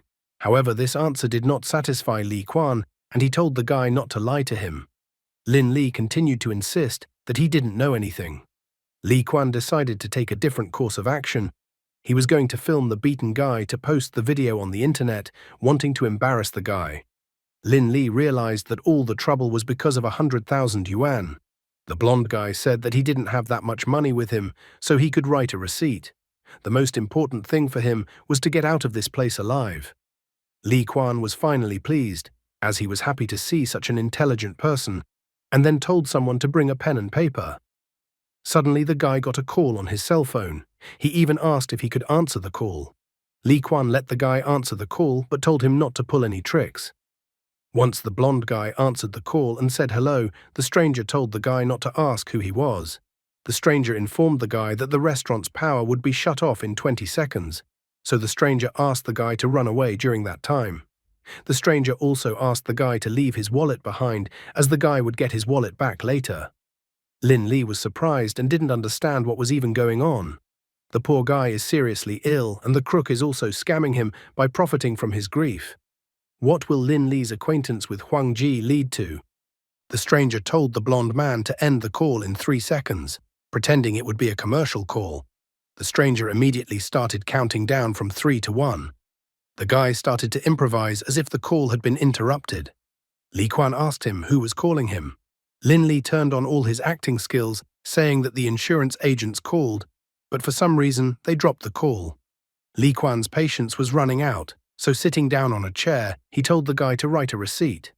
Taking a pen and notepad, Lin Li continued his internal countdown to the event he needed.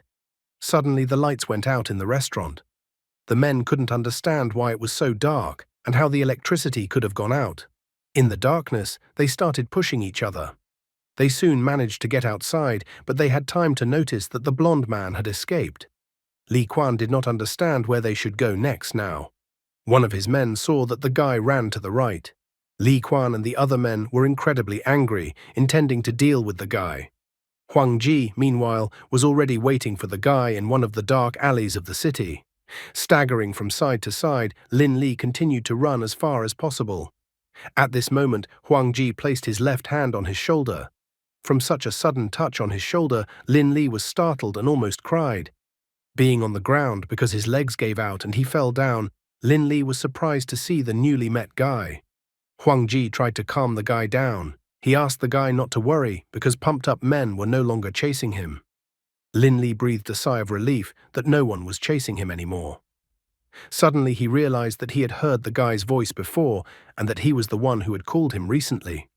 Huang Ji confirmed his hunch and also returned the guy's belongings back to him as the rightful owner. Lin Li was incredibly happy. He thanked the guy since he had saved his life. Huang Ji asked the guy not to exaggerate because the blonde man's problems were actually nothing. Huang Ji asked the blonde guy why he didn't go to the police. Lin Li decided to confess that he couldn't do so because the university would immediately find out, and then he would be finished. Huang Ji couldn't understand the guy's logic. The guy was willing to go into debt for 100,000 yuan to give the money to the bandits instead of going to the police. However, Lin Li was a kind guy, so he immediately expressed his gratitude to Huang Ji for getting him out of such a mess. He immediately introduced himself, saying that his name was Lin Li, and also if the guy needed any help, he would always help him. However, Huang Ji told him to follow him. Lin Li did not understand where the guy was taking him. Huang Ji only replied cryptically that Lin Li would soon find out when he would lead him. Lin Li decided to inquire about the guy's name and his number to write down. Huang Ji didn't make up anything and immediately admitted that his name was Huang Ji, but he asked that the guy not write down his name anywhere. When the blonde guy wondered how to write down the guy on his phone, then Huang Ji told him to write it down as Hua Shu. Only now Lin Li asked the guy how he knew his phone number. Huang Ji decided not to reveal all his cards yet, so he explained that the guy had called him an ambulance in the afternoon, so he asked for his phone number at the hospital. Looking at Huang Ji's back, Lin Li noticed that the guy's gait and footsteps were somehow special. There was some rhythm in them that he couldn't fully realize and describe. The blonde man could feel how gracefully and elegantly the guy in front of him moved. He made the far-reaching assumption that perhaps now he had finally met a true master. Rubbing his nose with his left hand, he continued to admire the guy's interesting footsteps. Huang Ji, who could read the thoughts of others, was slightly surprised at how keen the blonde man's eye was, as he was able to notice the features of his new technique. The Universal Inner Sutra is a set of techniques that he developed today. The set of techniques consists of 3 sets of exercises. The first set is breathing and body movements that can be practiced while walking. The abdomen moves in time with the steps, which regulates the breath. Special points of effort harmonize the work of internal organs. With proper practice, it prolongs life. On the way to the appointed place, Huang Ji practiced for an hour and felt that his life was prolonged by 5 hours. He realized that it was not always possible to achieve such a result, because everything depended on the exact execution. But even so, in terms of prolonging life, it was already enough. The second complex coordinates the work of all body systems and hormones, as well as removes toxins and toxins. The second complex of exercises allows him to effectively train his body, and thanks to the precise control of his internal organs, he will be able to quickly remove any poison from his body unless the poison kills instantly. The third complex increases sensitivity to biocurrents, improves nervous system response and sensory acuity. Pain occurs when the body receives irritation, sends biocurrents to the brain, and the brain in turn affects neurotransmitters, increases the concentration of certain hormones, which causes various sensations understandable to the human consciousness. From this theory, it followed that people with low sensitivity to biocurrents are prone to neurasthenia, numbness, lethargy. Conversely, people with high sensitivity have high reactions and sharp senses. According to the guy's calculations, if he practiced all 3 sets of exercises for 8,000 hours, he would be able to freely control the biocurrents in his body and achieve 100% efficiency, like a perpetual motion machine. However, he felt that it was still not enough. Huang Ji thought that achieving perfection in the matter was incredibly difficult. Even though he was constantly adjusting his actions based on the information he received, his completion rate was only 13%, and that was in a calm environment. And with the slightest interference, he couldn't do anything at all. In addition, 8,000 hours was almost a year of continuous practice, and in reality it would take at least 2.5 years. He was extremely dissatisfied with this fact, because it was too slow. The guy decided to work on time efficiency later. After a while, Huang Ji informed Lin Li that they had finally arrived. Lin Li was surprised to see his master. Huang Ji told the old man to return the gold immediately. The old man was slightly surprised. Was the guy really addressing him? Lin Li ran up to the old man and grabbed him by the collar. He started complaining that the old man was a crook and was giving him trouble. The old man asked the guys not to push, as he had a heart condition. However, the guys were unwilling to believe another of the old man's ravings. The old man called Huang Ji too harsh since he decided to stand up for the blonde man. The old man turned his attention to Huang Ji. He said that Huang Ji seemed to be from the north and that his physique was quite strong, which meant that he must have worked in the fields. The old man wondered how much land Huang Ji's family owned. The blond man asked Huang Ji not to fall for the old man's tricks, as he himself had suffered because of this rogue. Huang Ji asked Lin Li to let him deal with the old man.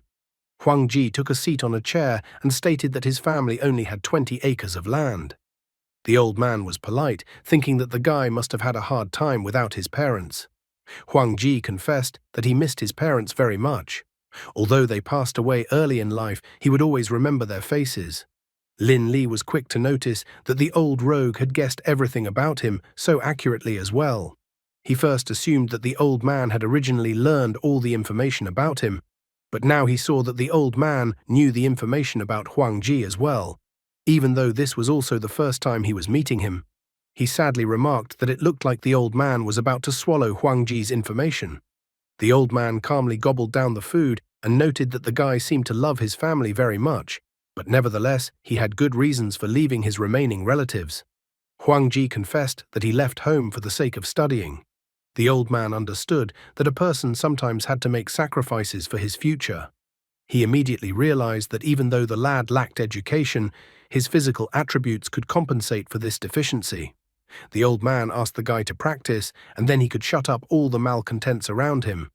Blondie wondered what the old man would say about Huang Ji. He also wondered what Huang Ji did for a living. The old man thought that the guy was just a student who was an athlete. He thought that the guy would make a living with his feet. The guy was a little disappointed with the old man's answer because the old man assumed that the guy was from a sports school and a track and field athlete who came to Shanghai to study under the sports quota. The old man didn't really like the guy's answer. Huang Ji confessed that he had dropped out long ago and had never practiced athletics. He had only come to Shanghai to get his diploma. Now it was his turn to explain to the old man about life.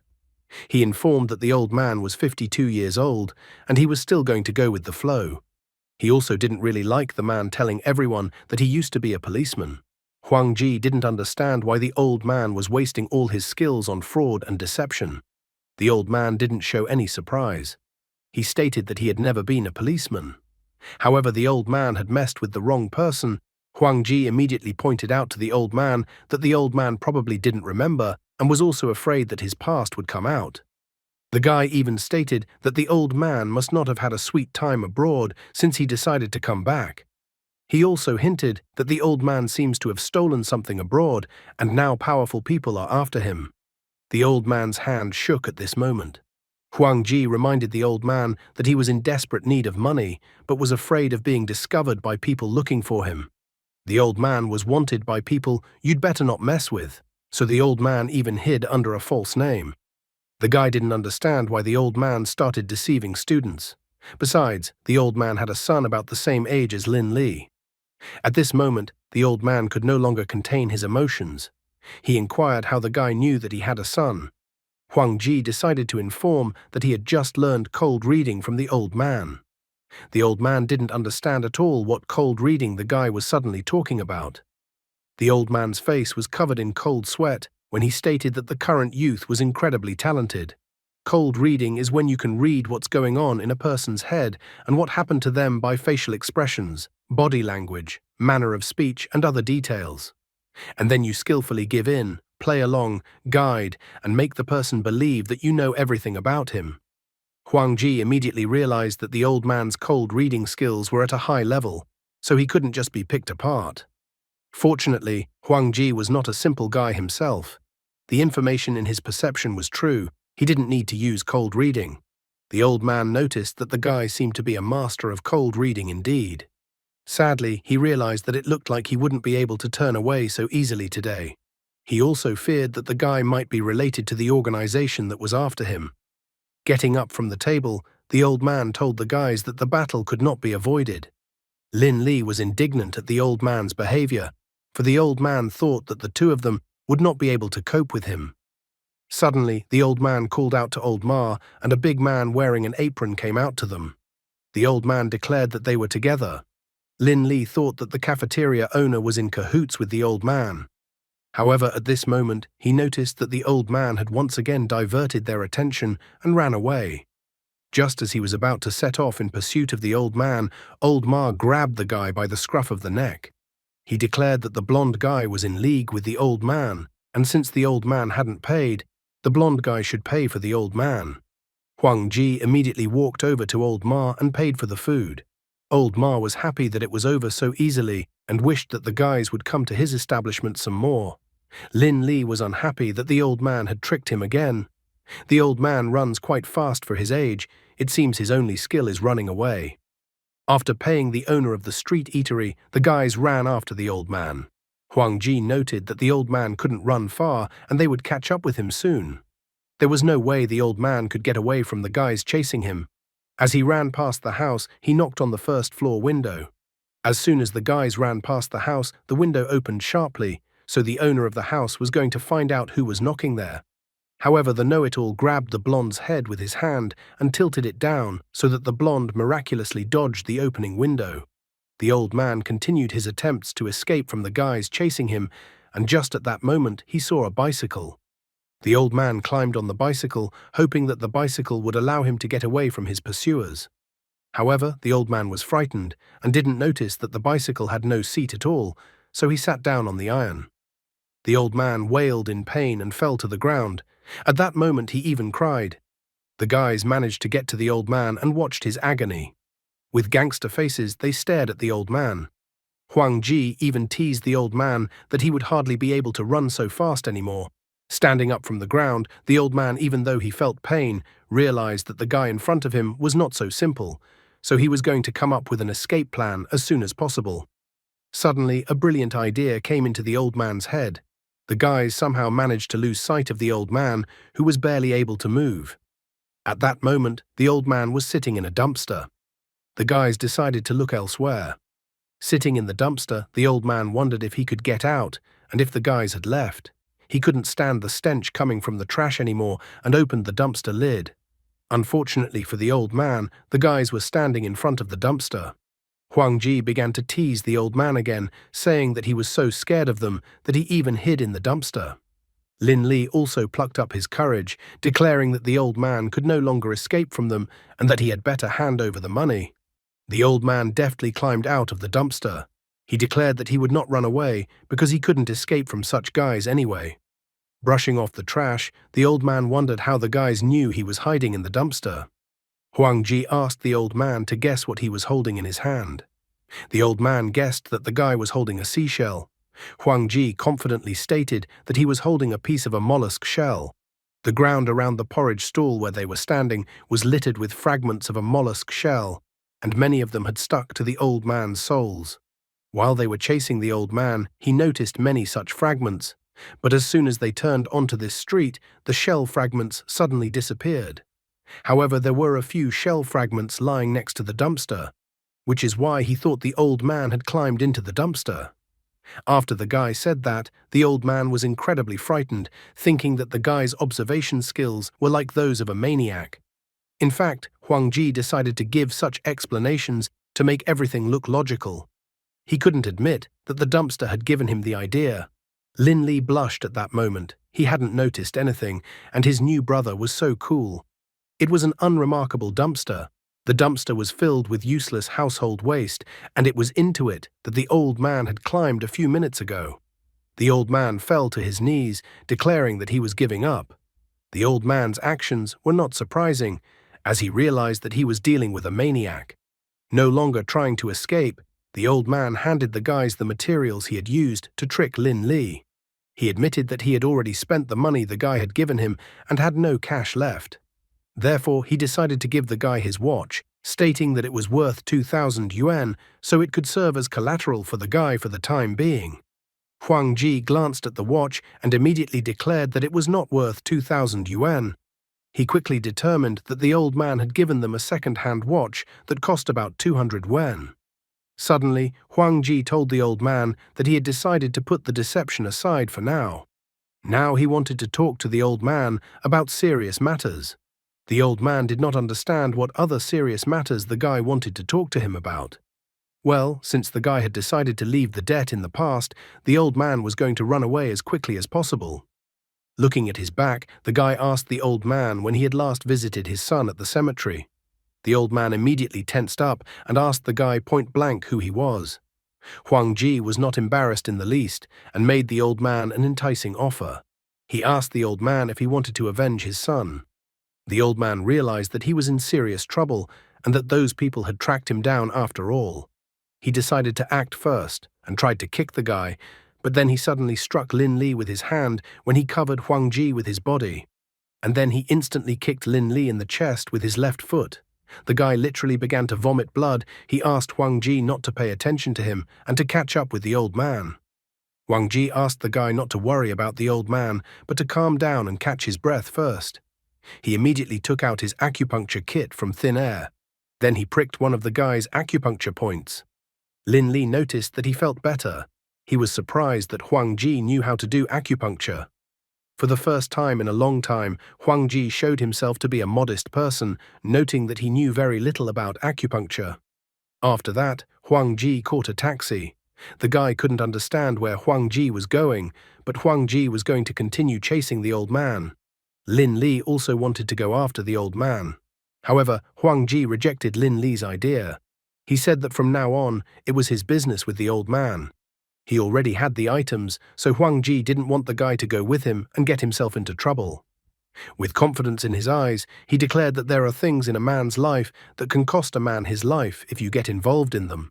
Lin Li immediately detected contradictions in Huang Ji's words because at that time Huang Ji's life was in danger. He was going to go with Huang Ji because in the first place it all started because of him, and together they would definitely do better. Surprisingly, Huang Ji did not try to persuade the guy to stay away and not go with him. He even told the guy to get in the car if he was ready for danger. As soon as they got into the taxi, Lin Li asked Huang Ji how he knew the old man and what business he had with him. Huang Ji did not go into details and admitted that he had actually seen the old man for the first time. Soon they arrived by taxi at the place Huang Ji had indicated. Lin Li wondered why they had come to such a place. Huang Ji explained to him that the old man would soon return to this place and that they had to ambush him. Lin Li was impressed. He had been talking to the old man for over a month and did not know where he lived. However, Huang Ji knew where the old man lived. He even thought that the old man and Huang Ji had some serious misunderstandings and issues. Now he was sure that Huang Ji was a true master. The guy wanted to prove himself to Huang Ji because then Huang Ji might teach him some secret techniques, or at least the basics. After sitting behind the bushes for a while, they saw an old man looking around, trying to see if anyone else was following him. At that moment, Lin Li jumped out of the bushes. He went behind the old man and knocked him to the ground. The guy exclaimed again that the old man could not escape them now. Poor old man, the guys were chasing him all over the city, and it was so hard for him. The old man was surprised that the guys were so persistent that they found him again. Huang Ji pompously declared that they were tired of waiting for the old man, so he asked the old man to invite them to visit him. The old man did not understand why they were doing all this, because if these people had made it to China, then if they wanted to, they could kill him. However, in China, these people's lawlessness would not work. The old man even thought that the guy had deliberately fallen for his deception. Huang Ji was tired of the old man's stupid questions, so he said that there had been a misunderstanding. He asked the old man not to worry, because he was not who the old man thought he was. Placing his hand on the old man's shoulder, the guy with a frightening face asked the old man to come inside, as he did not like to discuss certain things in the moonlight. After examining the guy from head to toe once more, the old man noticed that the guy really didn't look like those people. He asked Lin Li to let him go so they could go inside the house to talk. They climbed the stairs to the right floor and approached the old man's front door. However, before the old man could open the front door of his apartment, the guy tugged on his jacket and asked him to wait. He found a suspicious fingerprint on the old man's front door. He then gestured for the others to keep quiet. He took the old man and Lin Li around the corner of the entryway, asking them to wait at that spot.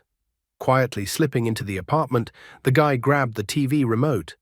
Lin Li tried to ask what was going on here, but the guy covered his mouth with his hand, telling Lin Li to be quiet. After that, Huang Ji used the remote to turn on the TV. There was another drama on TV about relationships, betrayal, and stealing. Huang Ji asked the others to hide and keep quiet. The old man was scared at this moment. Suddenly, the door of one of the rooms opened and two men appeared from behind the door, masked masks covering the lower part of their faces. The old man was surprised to find that someone had actually ambushed him in his apartment. If the guy hadn't stopped him, he would be watching TV right now, unsuspecting. The old man stared at the guy, who seemed to have noticed the intruders in the old man's apartment only by the keyhole and the small footprints on the stairs. He remembered from their night chase that the guy was good at surveillance, but now the guy had exceeded his expectations. The killers rushed to attack the old man, who was supposed to be sitting on the couch watching TV. However, they suddenly discovered that there was no one on the couch. Huang Ji appeared behind them, and with one punch to the neck, he knocked out one of the assassins. The other assassin immediately noticed that his accomplice had been knocked out, so he rushed to attack the assailant. Huang Ji was so cool that he crouched down to tie the non-existent laces on his shoes, thus cleverly dodging the attack. And then he himself easily attacked the assassin with his finger on one of his acupuncture points. The assassin squealed in pain and gained distance from the guy. However, in an instant, Huang Ji caught up with him, and the assassin quickly started kissing the floor. Huang Ji began to twist the assassin's arm, causing the assassin to wail in pain. After his abuse of the assassin, the guy stabbed the assassin in the neck, after which the assassin lost consciousness. Lin Li was once again delighted by the guy. The old man was also surprised that such a young guy, and he was already a master. He noticed that an ordinary person wouldn't have been able to withstand even one blow. Now he realized that it was a good thing that he didn't show off. Otherwise, he would have been lying like those two grief-stricken assassins. Lin Li was delighted, immediately rushing over to the guy and trying to find out what techniques the guy used. He was especially interested in the technique where the guy pressed with one finger and the assassin choked to death. Huang Ji didn't hold anything back, informing the guy that it was a pressure release point in the chest. When you hit this point hard, all the air is pushed out of the lungs. Lin Li was impressed, as it was basically a finger pushing out air. Huang Ji pulled the mask off the face of one of the men. The old man was trying to find out from the guy what kind of assassins had come to his house. The guy didn't know much himself, but it was obvious that the assassins had come for the old man. Only now did the old man decide to inquire about who the guy even was and what he knew. Huang Ji decided to tell him that he knew a lot about his affairs, and that the old man's son, Wang Xiaofan, had told him everything.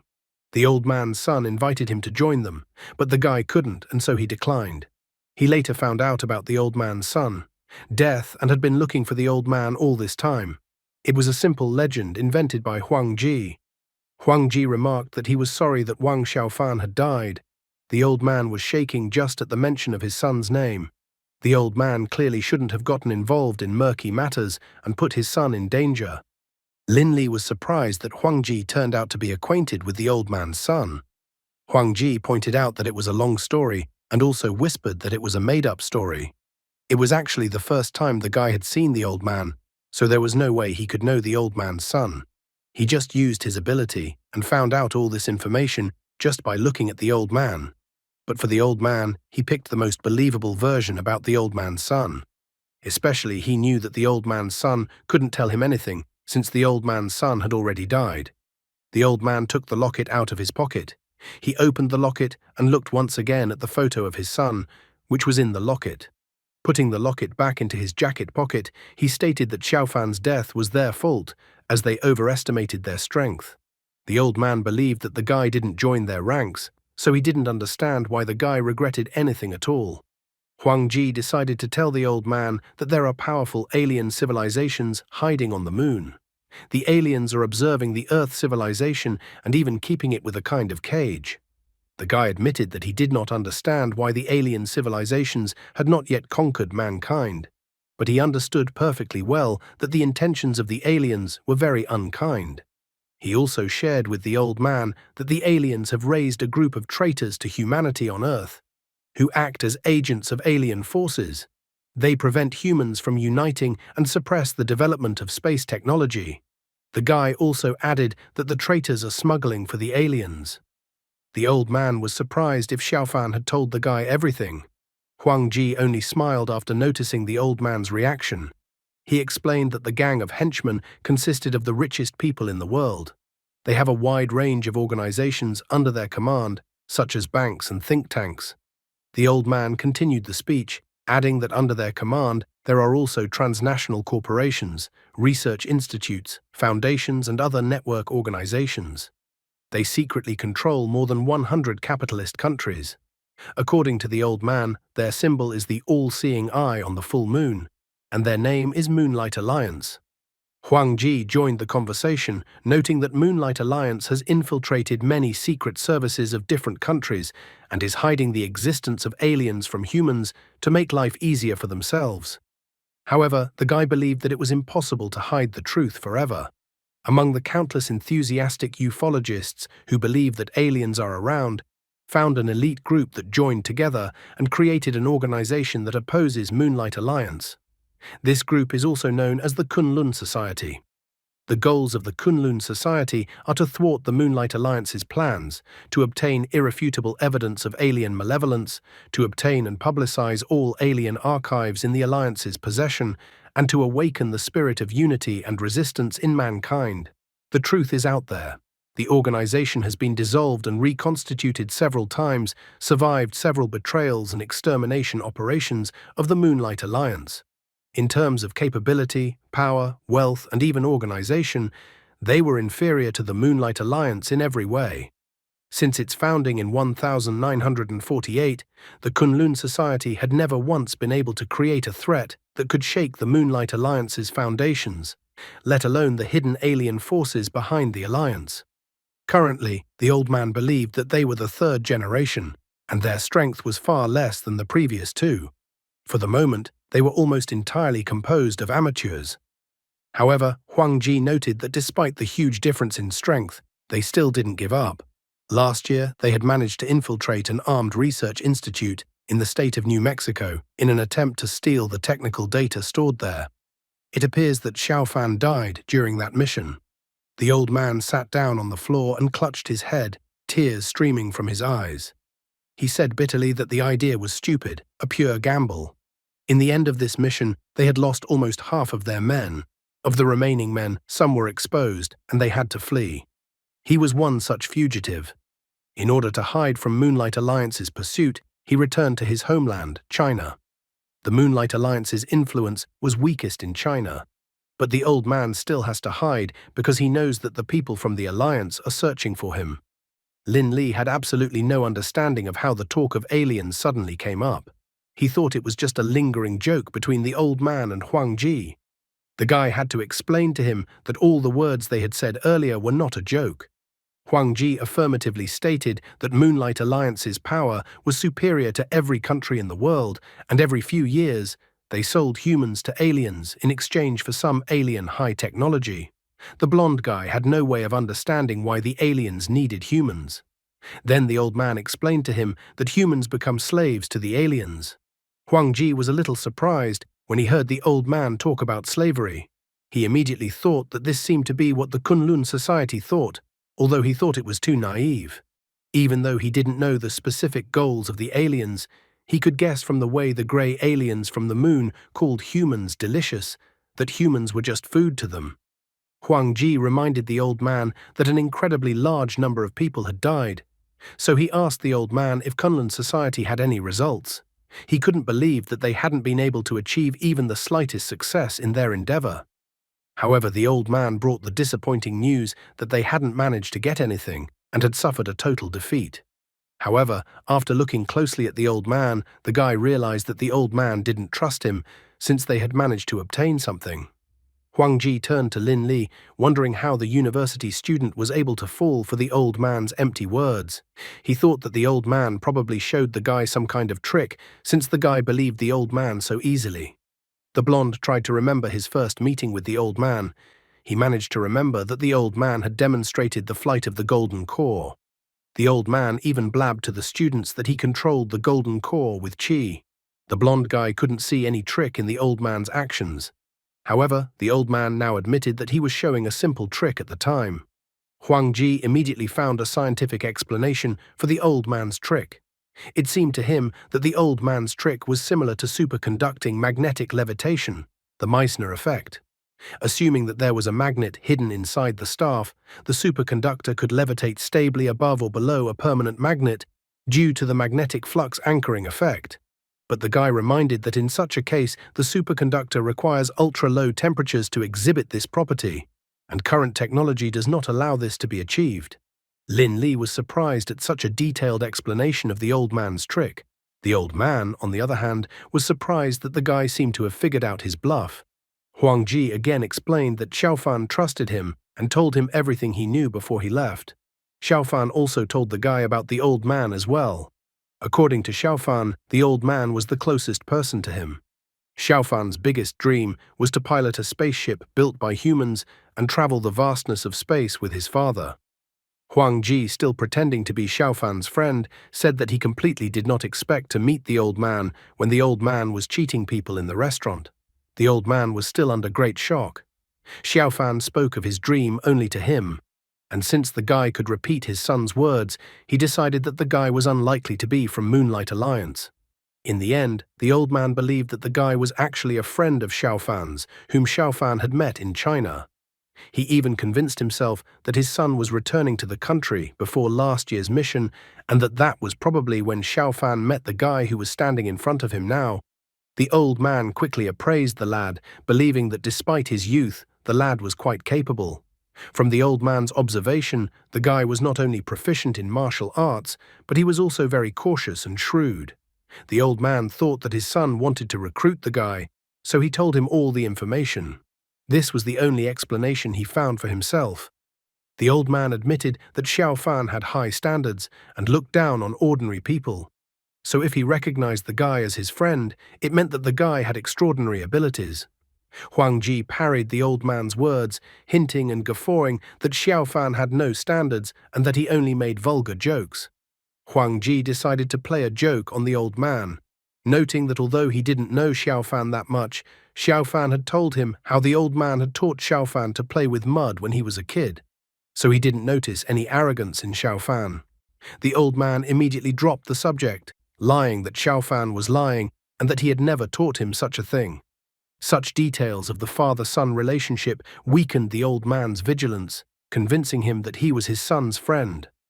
Huang Ji was glad that he had finally managed to convince the old man that he was Xiaofan's friend, even though he was not really his friend and did not even know him.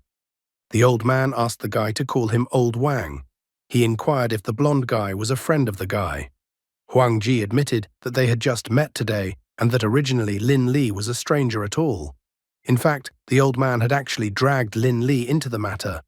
Only now was the old man surprised by Lin Li's presence. After all, the guy had said so many things in front of Lin Li, and it turned out that he and Lin Li had only met today.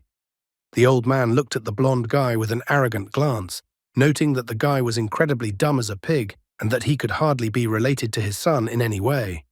Lin Li simply became furious after the old man's words, but Huang Ji calmed him down. He told the old man that Lin Li could be trusted. After all, he was a great judge of character and never made a mistake. Lin Li's face even blushed a little when the guy stood up for him in front of the old man and showed how he trusted him, even though they had just met today. The old man, on the contrary, thought that Lin Li was just an ordinary student, and that Lin Li would clearly not keep quiet. Furthermore, considering the ambush at his house, the old man was well aware that his location had already been revealed. So they needed to leave the house immediately. The old man explained that since the guy and Lin Li were just acquaintances, there was no need to drag Lin Li along. The blonde guy declared that there was no way he would blab. However, the old man could hardly take the word of some stranger he barely knew.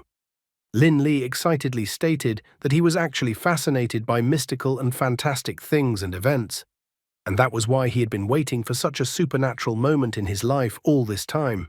He thought that the information about aliens, Moonlight Alliance, Kunlun Society was incredibly cool. He had long been bored with his everyday life already, so he asked the old man to join them. However, the old man reminded the blonde guy that it wasn't just entertainment, but that people were dying while doing their occupation. Lin Li thundered that he was not afraid of danger. Huang Ji then intervened in their conversation, wondering if the guy was going to die anyway, if he could join them. His words caused Old Wang and Lin Li to be perplexed. Without explaining anything to them, Huang Ji asked the old man that since he was able to perform tricks with the golden core, it shouldn't be difficult for him to earn money. Besides, he thought that even if the old man wanted to make money by cheating someone, he could find someone richer. Therefore, he didn't understand why the old man only cheated small-time hooligans and students. He bluntly said that the old man showed in front of Lin Li Flight of the Golden Core. After this so-called trick, the guy would soon die. Therefore, Huang Ji asked if the old man would continue to insist that it was just a trick. Old Wang couldn't find the words to answer the guy standing in front of him. Would the old man give in under the pressure of a guy who could see right through the old man? At this moment, the old man's face covered with cold sweat, and he recognized that the guy was indeed smart. After that, he admitted that they had managed to steal something from the research institute. He knew that this fact would be revealed sooner or later, but he had no other choice as he urgently needed money. Huang Ji looked towards the blonde man and decided to tell him everything by slightly changing the essence of what was happening. He told the guy that when old man Wang knocked the guy down, he felt the guy's pulse and came to the conclusion that the guy had cancer. For Lin Li, this was too unexpected. Huang Ji then hugged the guy and then pressed a point on his body, asking if he was in pain. Lin Li immediately squealed that he was in pain. Huang Ji explained that the guy had a tumor in that spot. The guy couldn't believe it and fell to the floor as if he had lost all his strength. The old man was even more shocked as he didn't expect Huang Ji to know about medicine. It was hard for him to believe that the guy in front of him could do so many things, although he suddenly thought that if he poked his finger like this, it would hurt anyone. The old man grabbed Lin Li's hand and then pointed out that if Lin Li came back, he would most likely be killed too. So the old man still agreed that the guy could stay with them and help with their case. After struggling to stand on his feet, Lin Li promised that he would try his best. After that, Huang Ji put his hand on his shoulder encouragingly. Huang Ji explained to the guy that his tumor was small, so if the guy started proper and effective treatment, everything could still be fixed. Lin Li was happy to know that his life was safe. However, he still had some questions that he didn't know the answers to. He realized that the Moonlight Alliance they were talking about, although it looked imposing, was not that omnipotent. Therefore, he suggested that he try telling the government about the aliens so that he could use the power of the state to fight them. Huang Ji immediately rejected his idea, and the old man thought that the guy was definitely crazy for suggesting such an idea. Lin Li looked at them perplexedly. The old man patiently explained to him that they had no hard evidence. All their information about aliens came from the Moonlight Alliance, and that no one had ever seen a real alien. Also, although the Moonlight Alliance doesn't have much influence outside of the United States, its economic influence is global. If they recklessly disclose information about the aliens, not only will they not get support, but they will also bring about their imminent demise. Huang Ji recalled that the Kunlun Society had failed 3 times in history. Once they even promoted a congressman to the presidency in an attempt to expose the truth from the top down, but that president was assassinated 3 years after taking office. Sounds like he's talking about John Fitzgerald Kennedy. Kunlun Society then underwent a massive purge. The old man sighed, remembering the old days. He remembered that those 3 years had been the most glorious 3 years for Kunlun Society, but that time had only lasted 3 years. After that, the Moonlight Alliance was frantically pressuring Kunlun Society. So many members of the organization betrayed them to save their lives, and as a result, Kunlun Society's strength was drastically weakened. The old man sadly pointed out that after decades of reorganization, they were unable to fight Moonlight Alliance. They could only hide in the shadows and do minor mischief. After that, he raised his head and looked directly at the guy, repeating his last words while looking him in the eyes. However, Huang Ji only grinned, proclaiming that he had never believed in invincible opponents. He even declared that he refused to join them because he knew that they wouldn't succeed. The old man did not argue with him, but accepted the sad truth. He inquired about what the guy really wanted. Huang Ji pointed out that they had a common goal, but before deciding whether to join Kunlun Society, he would like to see the level of the other Kunlun Society members. At this point, he could only provide funding and a little help to the Kunlun Society. When the old man heard about the financing, he was happy about it. He asked if the guy could give him 50,000, because he had a brother in Langdon who didn't have enough money to buy a boat for illegal immigration. The old man thought that the more money, the better. However, Huang Ji corrected him, asking him not to rush to leave yet, for China was a relatively safe place right now. He informed him that he would give the old man money for the old man to help him buy something. The old man didn't believe in the current safety for him in that place. He pointed out to the guy that his house had already been broken into by assassins. Huang Ji then pointed out that it was unlikely to be people sent by Moonlight Alliance. The old man took another look at the assassins who had infiltrated his house and agreed with the guy's opinion. The old man walked over to one of the assassins, grabbed him by the collar, and started shaking him, trying to wake up the assassin. When the assassin regained consciousness, they sat down next to him and with a good-natured look, asked him to tell them who had sent him. The assassin gave up pretty quickly and squealed that he would tell all. They were soon able to find out that the one who sent the assassins was not the Moonlight Alliance. Huang Ji revealed that someone had paid the local gang leader Zhang Junwei 1 million to find the old man. However, Zhang Junwei thought that if he caught the old man himself, he would get even more money, so Zhang Junwei decided to act early. The old man even cheered up because he had to thank Zhang Junwei for being so greedy as to not let Moonlight Alliance know the old man's whereabouts first. Huang Ji approached the assassins, causing one of the assassins to squeal, not realizing what the guy was going to do. Suddenly, the assassins heard that he had given them acupuncture castration. Hearing this, the assassins were shocked. He explained to them that such a thing could not be treated in the hospital, so only he could save them. The assassins immediately fell face down on the floor, begging the guy to spare them. They were willing to do anything he asked them to do, even calling him the new boss of the neighborhood. However, the guy assured them that they were mistaken and that he wasn't the new boss of this neighborhood. Huang Ji pointed them to the guy standing next to him, telling them that they should call him that. Lin Li didn't understand why they chose him for this case. After that, they arrived at the warehouse that was the assassin's base. As soon as the assassin approached the people standing near the warehouse, they asked him why he had been gone so long and where the others were. The assassin tried to explain that the old man had come back late and that everyone was already in the car. One of the men asked why the assassin had a woman's voice. The assassin instinctively covered his reproductive organ with his hands, assuring the man that he had only imagined it. They then got out of the car. The man was surprised that the assassin brought 3 people and was puzzled why the hands of the people were tied and the assassin did not tie them up in any way. The assassin then explained to him that the other 2 were friends of the old man and that they were all incredibly scared and docile, so tying them up was unnecessary. After that, the man kicked the 3 men inside the warehouse. There were many people in the warehouse. Some were watching a soccer match on TV, others were playing dominoes, and the rest were doing other things. The others remarked again that the boss had won again, and the boss arrogantly thanked them for giving in. Just at that moment, he noticed the guests arriving at his place. He was perplexed as to why the dark-haired guy was laughing at him. Taking a seat at the table, the boss decided to play one more game.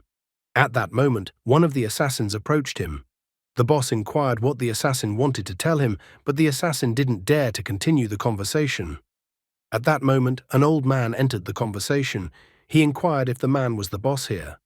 Zhang Junwei confirmed that he was the boss and that there was a reward of 1 million for the old man. However, the old man pointed out to the boss that 1 million was somehow small and that he was actually worth at least 10 million. At that moment, the boss asked the old man not to talk his teeth. He wondered why the old man was being hunted. The old man admitted that he had stolen something, so there was a hunt for his head. The boss became curious about what the old man had stolen. He thought that if they were willing to pay 1 million just for a tip on the old man, then most likely the stolen item must be worth more than 1 million. The man even began to dream about how he would take the stolen item for himself. However, the old man asked if the boss was sure that he could talk here, because it would be better for their conversation to be face-to-face. The boss was against such an initiative of the old man, telling the old man to tell everything here. Besides, he told the old man to stop showing tricks and finally tell everything. The guy realized that the boss was too cunning and he wouldn't be able to get a chance to knock him out alone. Therefore, he decided to proceed with a different plan. Huang Ji stepped forward, announcing to the boss that some things were better not to ask, because when you find out, you might be finished. The old man thought that the guy had thought things out intelligently. When they were still at the old man's house, while Lin Li was talking to the assassins, the old man and the guy were talking amongst themselves. The old man was slightly surprised that the guy's plan was for them to pretend to be caught and then infiltrate the boss's lair to knock out the boss. Huang Ji thought this was the best option to prevent the boss from passing on the information about the old man further. The old man stated that once he found the moment, he would take out the boss with a couple of blows. Lin Li couldn't understand what the old man was saying. The old man grabbed him with both hands and then easily lifted him above him. He reminded them that when he was a policeman, he had caught not a few bandits. Even the assassins were shocked to see the old man like this. Huang Ji thought that someone who dared to not disclose information and act on their own must be greedy. Therefore, if they gave the boss the bait, the plan should work. However, the greedier a person is, the more cautious they are as well. Therefore, Huang Ji felt that if the boss didn't take their bait, then he would intervene. Presently, the boss was furious, for some fellow had taken it upon himself to frighten him. The old man thought that now all hope was on the guy. The boss grabbed a nearby bottle and rushed towards the guy. He shouted that the guy was definitely finished and that the guy wouldn't be able to handle him. Huang Ji deftly dodged the bottle kick from the boss's side. The boss got into a fighting stance as the guy went on the attack. He even laughed slightly at the guy as he blocked his hand with his giant palm, thinking that the guy was only trying to sneak attack him. The boss thought that the guy didn't stand a chance, but at that moment the guy struck him with his other hand. He was originally going to attack the boss's weak points, the lower back and the nerve knot. The boss couldn't understand how the guy suddenly changed his fighting technique. Meanwhile, Huang Ji was like a seer, working according to a pre-predicted scheme. He effectively dodged, trying to immediately counterattack, and then used an effective kick, a right-side, circular leg kick. The boss immediately flew off to the side, falling next to the table where he had recently been having fun. After that, the boss ordered all of his minions to kill the guests. Lin Li and the old man stood next to Huang Ji when a bunch of people ran at them. Huang Ji grabbed the boss and told the others that he had found something useful. He then took out a knife and a weapon from the boss's pants. The old man decided to take the weapons since he was good with them. However, Huang Ji just took the weapon and tossed it aside, causing the old man to get incredibly angry. Then grabbing a knife, Huang Ji took the boss hostage. He politely asked everyone to drop their weapons, as otherwise he would kill their boss. The boss still hadn't given up, thinking the guy was clearly not a badass, even if he now had a knife. The boss was even anticipating in his thoughts that he could easily get out of such a situation. However, as soon as he jerked his head, he felt the blade stabbed into him, causing him to wail for the guy to pull the blade out of him. Poor boss, Huang Ji was going to assert himself at his expense. How will the guy and the others get out of this situation? The bandits told the guy to let their boss go immediately. However, Huang Ji was not going to give up and told the boss to tell his subordinates to keep quiet. The boss was immediately startled and told his subordinates to shut up immediately. Huang Ji pointed out that even though the cut looked scary, it didn't actually hit the boss's vital points, only the skin, so it was only a superficial wound. He assumed that the boss now thought that he was some kind of ruthless demon who kills without blinking an eye, so the boss wouldn't dare to take any action against Huang Ji now. After that, the guy told the boss to hand him the phone.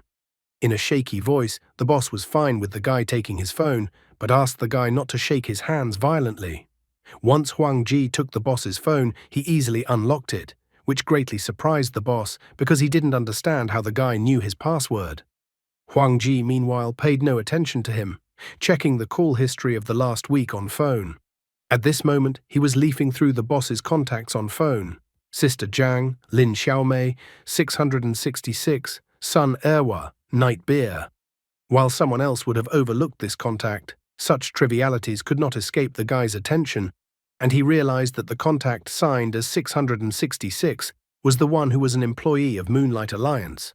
At that moment, one of the subordinates grabbed a weapon and told no one to move. The boss only now remembered that the guy had originally thrown the weapon away. So now the situation was about to change in favor of the boss. The boss immediately told the guy to immediately let him go. Huang Ji, on the other hand, did not react in any way to the boss or the boss's subordinate.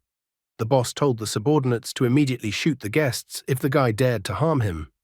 He didn't believe Guy wouldn't be scared after such actions from the boss. The subordinate agreed with him, However, the assassin standing next to him didn't understand why the subordinate agreed with the boss's words and didn't think of a way to get the boss out of such a mess. The subordinate only admitted that he knew it all, but it was an order from the boss. The boss, seeing the strange actions of his subordinate, was incredibly scared, realizing that the subordinate just wants to eliminate him. So he told the subordinate to stop. At that moment, the subordinate shot his boss. However, he didn't understand why nothing happened, and the boss was still alive. The boss was furious that his henchman dared to shoot him. The henchman immediately tried to get out of the situation, claiming that he just missed. Lin Li bent down and picked up the bullet and was immediately surprised, for they were plastic bullets, which meant a toy gun had been used. The old man asked if the guy knew that the gun was a toy gun from the beginning. The guy immediately admitted that's why he threw the toy gun away. The other men were enraged. They immediately surrounded the henchman, noting that the henchman had huge ambitions and that he had never obeyed Zhang Junwei and thus wanted to take the boss's place. The henchman tried to justify that he did it by accident. Huang Ji, on the other hand, in his thoughts, was celebrating his genius, because he had purposely thrown the toy gun towards the henchman, since out of the entire crowd, only this henchman would actually shoot at the boss. Huang Ji mocked the boss, pointing out that the boss was not very good at disciplining his subordinates, and that one of the subordinates was already vying for the boss's position, but the boss didn't react to it. Zhang Junwei thought that his weapon was an ultra-realistic replica, so he thought that an ordinary person would never distinguish it from the real thing. The boss was greatly surprised that some guy immediately realized that the gun was a toy gun as soon as he barely picked up the weapon. Zhang Junwei even thought that the guy must be very good with weapons. Now he also realized that now the last attempt to get out of this situation was now gone. He can't twitch in a situation like this and must just sit obediently as his life is at risk. Eventually, the boss announced to everyone present that he was surrendering. He also told his henchmen to drop their weapons and step back. The subordinates were actually worried about their Tony Soprano. Zhang Junwei finally decided to inquire about who the guy standing in front of him was. However, Huang Ji was not particularly interested in the boss's opinion. He pointed at the phone screen and asked the boss directly if the contact recorded as 666 had hired him to catch the old man. The boss did not hide the information, saying that the customer had given 50,000 as a deposit and promised to give another million after the assignment was completed. The boss even admitted that he was greedy when he decided to grab them himself. Zhang Junwei couldn't understand how the guy even knew about this phone number. Huang Ji added that if the boss called that number and said he caught them, the boss's life would definitely be over. The guy explained that it wasn't him at all who would take the boss's life, but the customer of this such a strange assignment. The boss's face was covered with cold sweat from such terrible information. But at the same moment, he looked threateningly at the guy, wondering why he thought that it would happen like that. Huang Ji decided to explain to the hapless boss that originally the boss should have just been honest about Old Man Wang's location. After that, the customer would grab the old man himself, and everything would be fine. The boss would get the money, and the customer would get Old Man Wang. However, the boss decided to disobey the customer's order and started acting arbitrarily.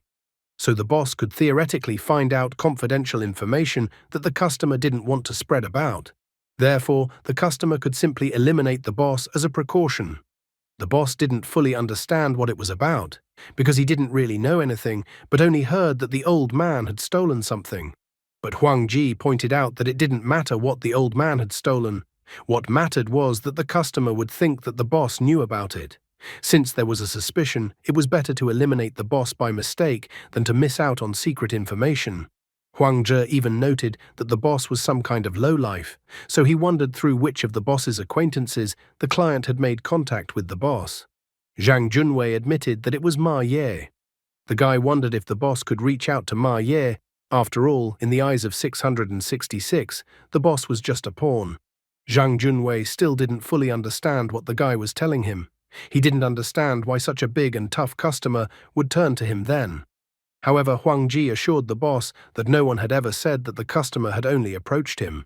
The guy said that in 3 weeks, the customer had contacted thousands of groups like Zhang Junwei's, more than 5,000 in dozens of provinces and special districts across the country. The customer simply used them as temporary snitches, spreading a wide network across the country. The deposits alone cost over 100 million. The boss thought that it all sounded like complete nonsense. However, at this moment, he remembered that Ma Ye had specifically contacted him back then and told him to give his best. Zhang Junwei then thought that it was just an order from his friend and that Ma Ye didn't want to slap his face in the dirt. But now he clearly understood that he had not paid attention to Ma Ye's rather strange behavior that time. Only now did he realize that Ma Ye had acted as if he was afraid of something. Ma Ye had contacted him and insisted that Zhang Junwei should do everything as quickly as possible and not do the job half-heartedly, but give his best. The guy thought to believe him or not, it was up to the boss. But he still asked the boss to listen so that the boss would forget about this number and not call under any circumstances. And if anyone asks about them, he should say he never saw them. Guy, you're the one calling this phone number right now, judging from the phone screen. Huang Ji stated that he will delete the call history and phone number from the boss's phone. If the boss agrees with his decision, he will let the boss go. There was no choice, so the boss agreed to his terms. As soon as the guy released the boss immediately knocked the guy's hand aside. Stretching out his hand, he stated that he had indeed made a promise to the guy. However, he also noted that his gang did not agree with him on this decision. His henchmen gathered to finish off the two guys and the old man in a flash. Grabbing a chair to fight off the bandits, the old man felt that there was no way to negotiate with this kind of gang, so they just had to deal with them. Lin Li also wanted to help, but the old man advised him not to be a hero. Huang Ji did not continue the dialogue further, but rushed forward. The bandits were amazed that the guy himself rushed towards them. The boss thought that the guy was getting himself into trouble, so he told his henchmen to punish the guy for such insolence. However, none of the bandits did not suspect that the guy does not play fair and anticipates every move of his opponents. He deftly dodged all the attacks of the bandits, light blows counterattacked, and knocked them out. The bandits were shocked at how the guy dodged so skillfully. One of the bandits told the others not to stand and catch the guy, but the other bandit said with a smile that they should calm down because he had locked the door and the guy would not be able to escape. At this moment they noticed that the guy wasn't running towards the door at all. Huang Ji ran over to the electricity panel and pulled the switch down. In the same instant, the room went dark. The bandits started complaining that they couldn't see anything. They realized that this was all the guy wanted, and one of them told them to turn on the lights. The men started crashing into each other in the dark. Eventually, a scuffle started between the men in the dark. After a while, finally someone turned the lights back on. Lin Li and the old man were surprised at this, as they hadn't escaped yet. They tried to look around the room and saw the boss's subordinates lying on the floor, not understanding what had even happened here. Lin Li was surprised, asking the guy if the guy could see perfectly in the dark. Huang Ji said that he did, because he had been practicing his night vision. He thought that this information was not a lie. After all, for him darkness is really no different from daytime, and he can see everyone perfectly. The boss was lying on the floor at this time. The guy inquired as to where the boss was going. Huang Ji inquired if the man still wanted to fight with him. Sitting down on the floor, the boss stated that he was ready to finally admit that the guy was cool. He informed that he didn't need the money anymore, so he decided that they could just pretend that they never met the old man. However, the guy admitted that he didn't come here to just beat up the boss and leave quietly. The boss already didn't understand at all what the guy wanted from him in the first place. It finally came to Zhang Junwei's attention that the guy had finally decided that he wanted to become his boss. The man was outraged after all. If a guy could fight, it didn't mean he would become the boss. However, Huang Ji had some trump cards up his sleeve. He approached the boss and whispered that if the boss didn't obey him, then everyone else in the boss's team would find out that their boss liked to dress up in women's clothes. Zhang Junwei blushed at such shocking information, but in the same instant he reacted, trying to pretend that he didn't know what the guy was talking about at all. The boss likes to pamper himself, but because of his secret, he's now on the hook for a guy who will blackmail him with it every time. Despite Zhang Junwei's best attempts to justify himself, the guy clearly indicated that he knew about his weakness. He also reminded the man that he probably should have still had the photos. Zhang Junwei continued to undertake, his face getting redder and redder with shame. He told the guy to cut the crap and get out of here. The man even promised that he wouldn't say a word to anyone about seeing them. He also decided for the guy to collect the advance payment paid from the customer as an apology for the misunderstanding. Huang Ji already felt the man was in his power. As if he himself didn't know before, he happily remarked that it seemed the man had these photos after all. As if he knew nothing at all, he began to speculate aloud where the man might have kept such secret photos. A smile suddenly appeared on his face as he stated that such important things the man probably carried right with him, so he couldn't wait to look at the man's photos right now. He abruptly touched Zhang Junwei, informing him that the photos were here. The boss was incredibly angry, stating that he would beat the guy up right now. However, grabbing the boss by the belt and dodging, the guy pulled the belt off the boss as he stumbled back and started to fall.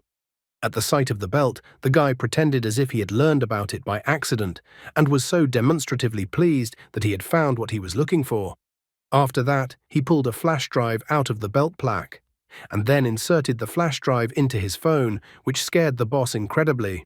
While the guy was smirking at the pictures on the phone, Zhang Junwei pitifully begged the guy to give him the phone back. The boss's subordinate was in complete shock that his boss was kneeling in front of some guy like some kind of dog. Old man Wang was extremely curious to know what kind of secret the boss had stored on the flash drive that the boss was so humiliated in front of the guy. Lin Li even naively suggested that maybe there was some evidence on there that the boss had killed someone. The guy abruptly told the boss to stop. He inquired about what the boss thought of him. The guy stated that he was saving the boss's life. Zhang Junwei, with his face covered in cold sweat, completely didn't understand what the guy was telling him now. Huang Ji then showed him his phone screen, informing him that he had seen his correspondence with his mother. He also pointed out that he knows how Zhang Junwei cares for his mother and that he likes people like that, so he would never threaten Zhang Junwei's family. However, the guy reminded that other people would threaten her. Grabbing the boss by the collar of his tank top, the guy told him to think about his mother. He also asked the boss to think about his gang and think about himself, because they were all in great danger right now. Huang Ji announced that he was repeating for the last time that if Zhang Junwei believed him and listened to him, he would be able to survive. It was as if the guy had completely forgotten what Zhang Junwei was doing with his gang: robbery, extortion, racketeering, murder, and so on. After that, he let go of Zhang Junwei and he fell to the floor. With a frown, he declared that he understood everything. His face became even more covered in cold sweat as he stated that he would listen to the guy. Old man Wang had no way of understanding why someone as proud and stubborn as Zhang Junwei had given up so quickly, even though he had continued to fight them for so long before.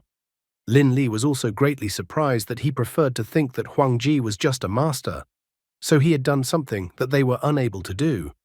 Zhang Junwei seriously began to ponder over the guy's actions. He felt that the guy was not only incredibly agile, but also shrewd and acted ruthlessly. In addition, the guy seemed to be proficient with weapons, so the boss felt that the guy was definitely not an ordinary person. In addition, he felt that the guy was emanating an incredibly powerful aura that even he, an experienced fighter, was forced to moderate his was. Previously, he had only sensed this kind of aura emanating from a person from Ma and the likes of him. But the boss could clearly tell that the guy's aura was noticeably stronger than theirs, as if the guy was some kind of big shot.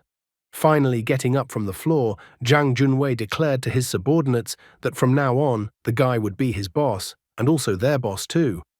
And whoever disagreed with this statement, let them try to defeat the new boss, and then Zhang Junwei would call the winner the boss. His subordinates were completely shocked, because they didn't even know the name of the guy who suddenly became their boss. Smiling, the guy announced that his name was Hua Shu, and then asked everyone to work for him, and that they would not regret making such a choice.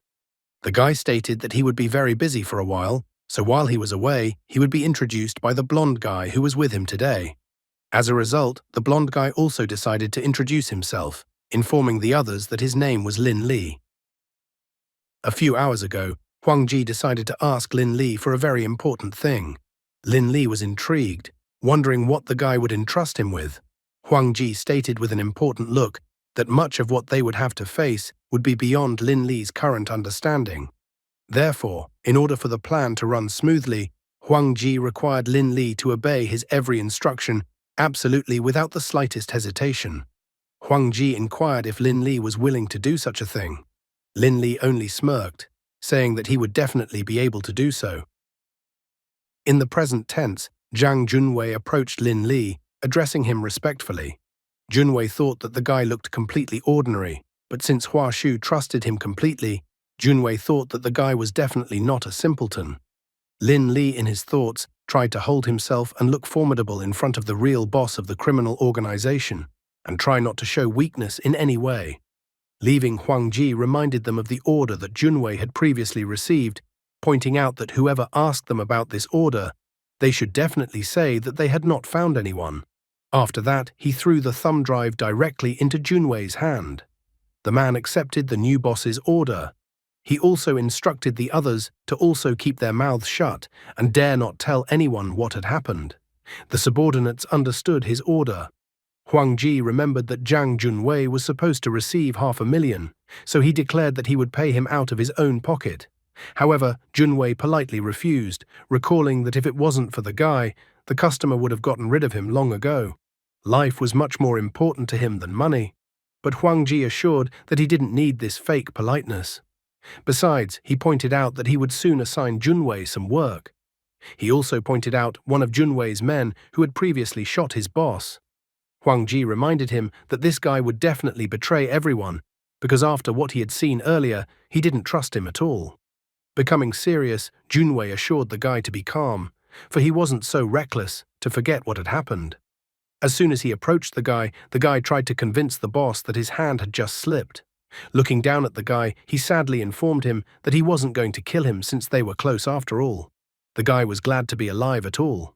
However, turning away from him, Junwei picked up his phone and called his acquaintance. He informed the acquaintance that he had a friend who had lost his mind, so it was necessary to free up one bed for his friend. The man noted that his friend had violent tendencies. Junwei assured old Chen that he would take care of all the expenses for the guy's treatment and that he would send the required amount every month. He also pointed out that he could come and pick the guy up as early as tomorrow. The guy was in complete shock, realizing what a hard fate awaited him. Junwei glared angrily at the traitor and announced that there was a price to pay for betrayal, so the guy would spend the rest of his life in a psychiatric hospital. And then he told his subordinates to get the traitor out of his sight, so that he wouldn't spoil their mood. Realizing his fate, the guy begged his boss to forgive him and let him go. He begged for help. However, no one listened to him anymore. The assassin decided to ask Junwei what Hua Shu had threatened him with. Junwei stated that he had killed a man and that there was proof of it on the flash drive. The assassin was surprised that it was true, blurted out his secret, because if someone decided to betray him or started working for the police, they would definitely try to get that evidence as evidence. And what will be their surprise when they find there are pictures of him in very interesting clothes? Zhang Junwei said that all this information was no longer important. He now believed that he had a future with the guy because he could now clearly see that the client Ma Yi had brought to him was incredibly murky. Zhang Junwei realized that he had acted arbitrarily, and if something went wrong, it could hurt everyone in his gang, so he decided to choose a side right away. Besides, the man felt that the others should have also noticed by now that Hua Shu was not an ordinary guy. In the end, the assassin decided that the boss was right and that his words made sense. Especially the assassin himself understood it perfectly well, knowing that his life was in the guy's hands. Old Man Wang, being a retired police officer, didn't fully believe the assassination story. After approaching the guy, he decided to directly ask him what was on the flash drive. The old man thought that a type like Zhang Junwei would be unlikely to leave such obvious clues. However, Huang Ji only smiled, informing him that it was a huge secret and that he had promised to keep Junwei's secret, so he asked the old man not to ask about this secret. The old man was upset as curiosity was eating him up from the inside, but Huang Ji stated that it was already too late, so they needed to go home. He also indicated that Lin Li should go with him. Huang Ji still hasn't shown up at home. Given that Zheng Xuan and Su Lingli know about his condition, they are very worried and are probably already running around looking for him, or have already gone to the police. Soon, Huang Ji and Lin Li arrived at the Platinum House. Lin Li asked the guy to contact him any time if there was anything that needed to be done. At the same instant, the guy took out a suitcase with money. Lin Li was shocked, not at all expecting to get his hands on so much money. Huang Ji said that the suitcase contained 2,400,000. Tomorrow, Lin Li would have to take 500,000 from the suitcase and give this money to Zhang Junwei. He felt that this was a necessary payment because of what happened today, and they still had to punish the traitor. In addition, knowing Zhang Junwei's character, the guy believed that he would definitely divide the money among the remaining 10 subordinates. Therefore, after that, Lin Li would have to get another 100,000 and give it to Zhang Junwei personally. Lin Li couldn't understand why he would do something like this. Also, Lin Li earlier, "I agree to do all your orders." Huang Ji asked him not to ask why he was doing this and just do as he told him. In addition, he asked Lin Li to remember that Lin Li should give money to Zhang Junwei personally from himself. If he doesn't like it that way, then he should pretend to hesitate as if he was allocating money for Zhang Junwei from his own pocket. Guy thought that Zhang Junwei would probably ask Lin Li why he was doing this, but Lin Li shouldn't tell him much. He should just make Zhang Junwei take this money. Lin Li finally didn't mind and said that he understood the order. Huang Ji assumed that Junwei would most likely ask about him, but the guy immediately stated that he would not tell Junwei anything. However, Huang Ji assured him that he should tell some information. Lin Li was perplexed as to what this was even about. Then Huang Ji told Lin Li to tell Junwei that he and old Wang are international thieves, and also that they were being hunted because they had crossed the path of American arms dealers. Huang Ji told his made-up story that Lin Li would have to tell Junwei if he asked him about it. Lin Li was eager to know what his backstory would be, but Huang Ji pointed out that the guy had cancer, which left Lin Li puzzled. Huang Ji asked him to tell Junwei that his days were numbered and that he didn't have long to live. And after that, Lin Li would have to give Junwei the list and ask him to procure everything on the list. After looking at the list, Lin Li realized that many of the items on the list were impossible to obtain. Huang Ji believed that Junwei would tell Lin Li the same thing after reading the list. However, Lin Li shouldn't answer him anything, but should just tell the man to use all his connections and get everything on the list at any cost. After that, Lin Li will have to leave the money to Junwei, saying that this is the initial capital and that there will be more replenishment.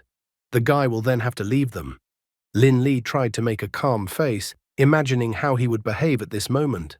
However, Huang Ji assured him that his facial expression should be cold and indifferent.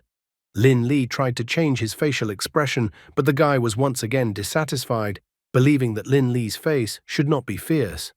Lin Li once again tried to portray a different grimace, but the guy wasn't satisfied even now, thinking that Lin Li's face was too tense right now. He attempted to solve with his own method, which was faster. Looking at the guy, Huang Ji reminded him that the guy as a kid might have seen his mum cleaning crabs with an iron brush, then tying them up and putting them in a steamer to boil them alive. Lin Li was shocked because his mom is actually an excellent crab cook. Huang Ji advised that Lin Li should remember this moment and how he felt at the time. He hinted that the guy may have had moments where he felt special. Lin Li pondered over his words. Lin Li remembered that he had once failed an exam and was terrified of how to explain his failure to his mother, but he couldn't make up his mind and just stood there looking at the crabs. Huang Ji assured him that it was the most indifferent moment of his life, and he just didn't realize it. Huang Ji advised him to remember that moment, to return to that state of mind, but not to try too hard. The next day, Lin Li handed Junwei a bag, informing him that it contained the 500,000 that the boss had previously promised. Junwei did not refuse the money. However, looking at Lin Li inwardly, he was astonished. He felt that the guy today was somehow different and didn't seem at all like he was yesterday. In the end, he decided that this was the guy's true face. Where would such acquaintanceship between Lin Li and his boss Huang Ji lead to? And that's all for today. Thank you very much for watching the video. If you would like to see a sequel, please like, subscribe to the channel, and leave your wishes in the comments. You can also subscribe to Telegram to know about new videos. Bye everybody.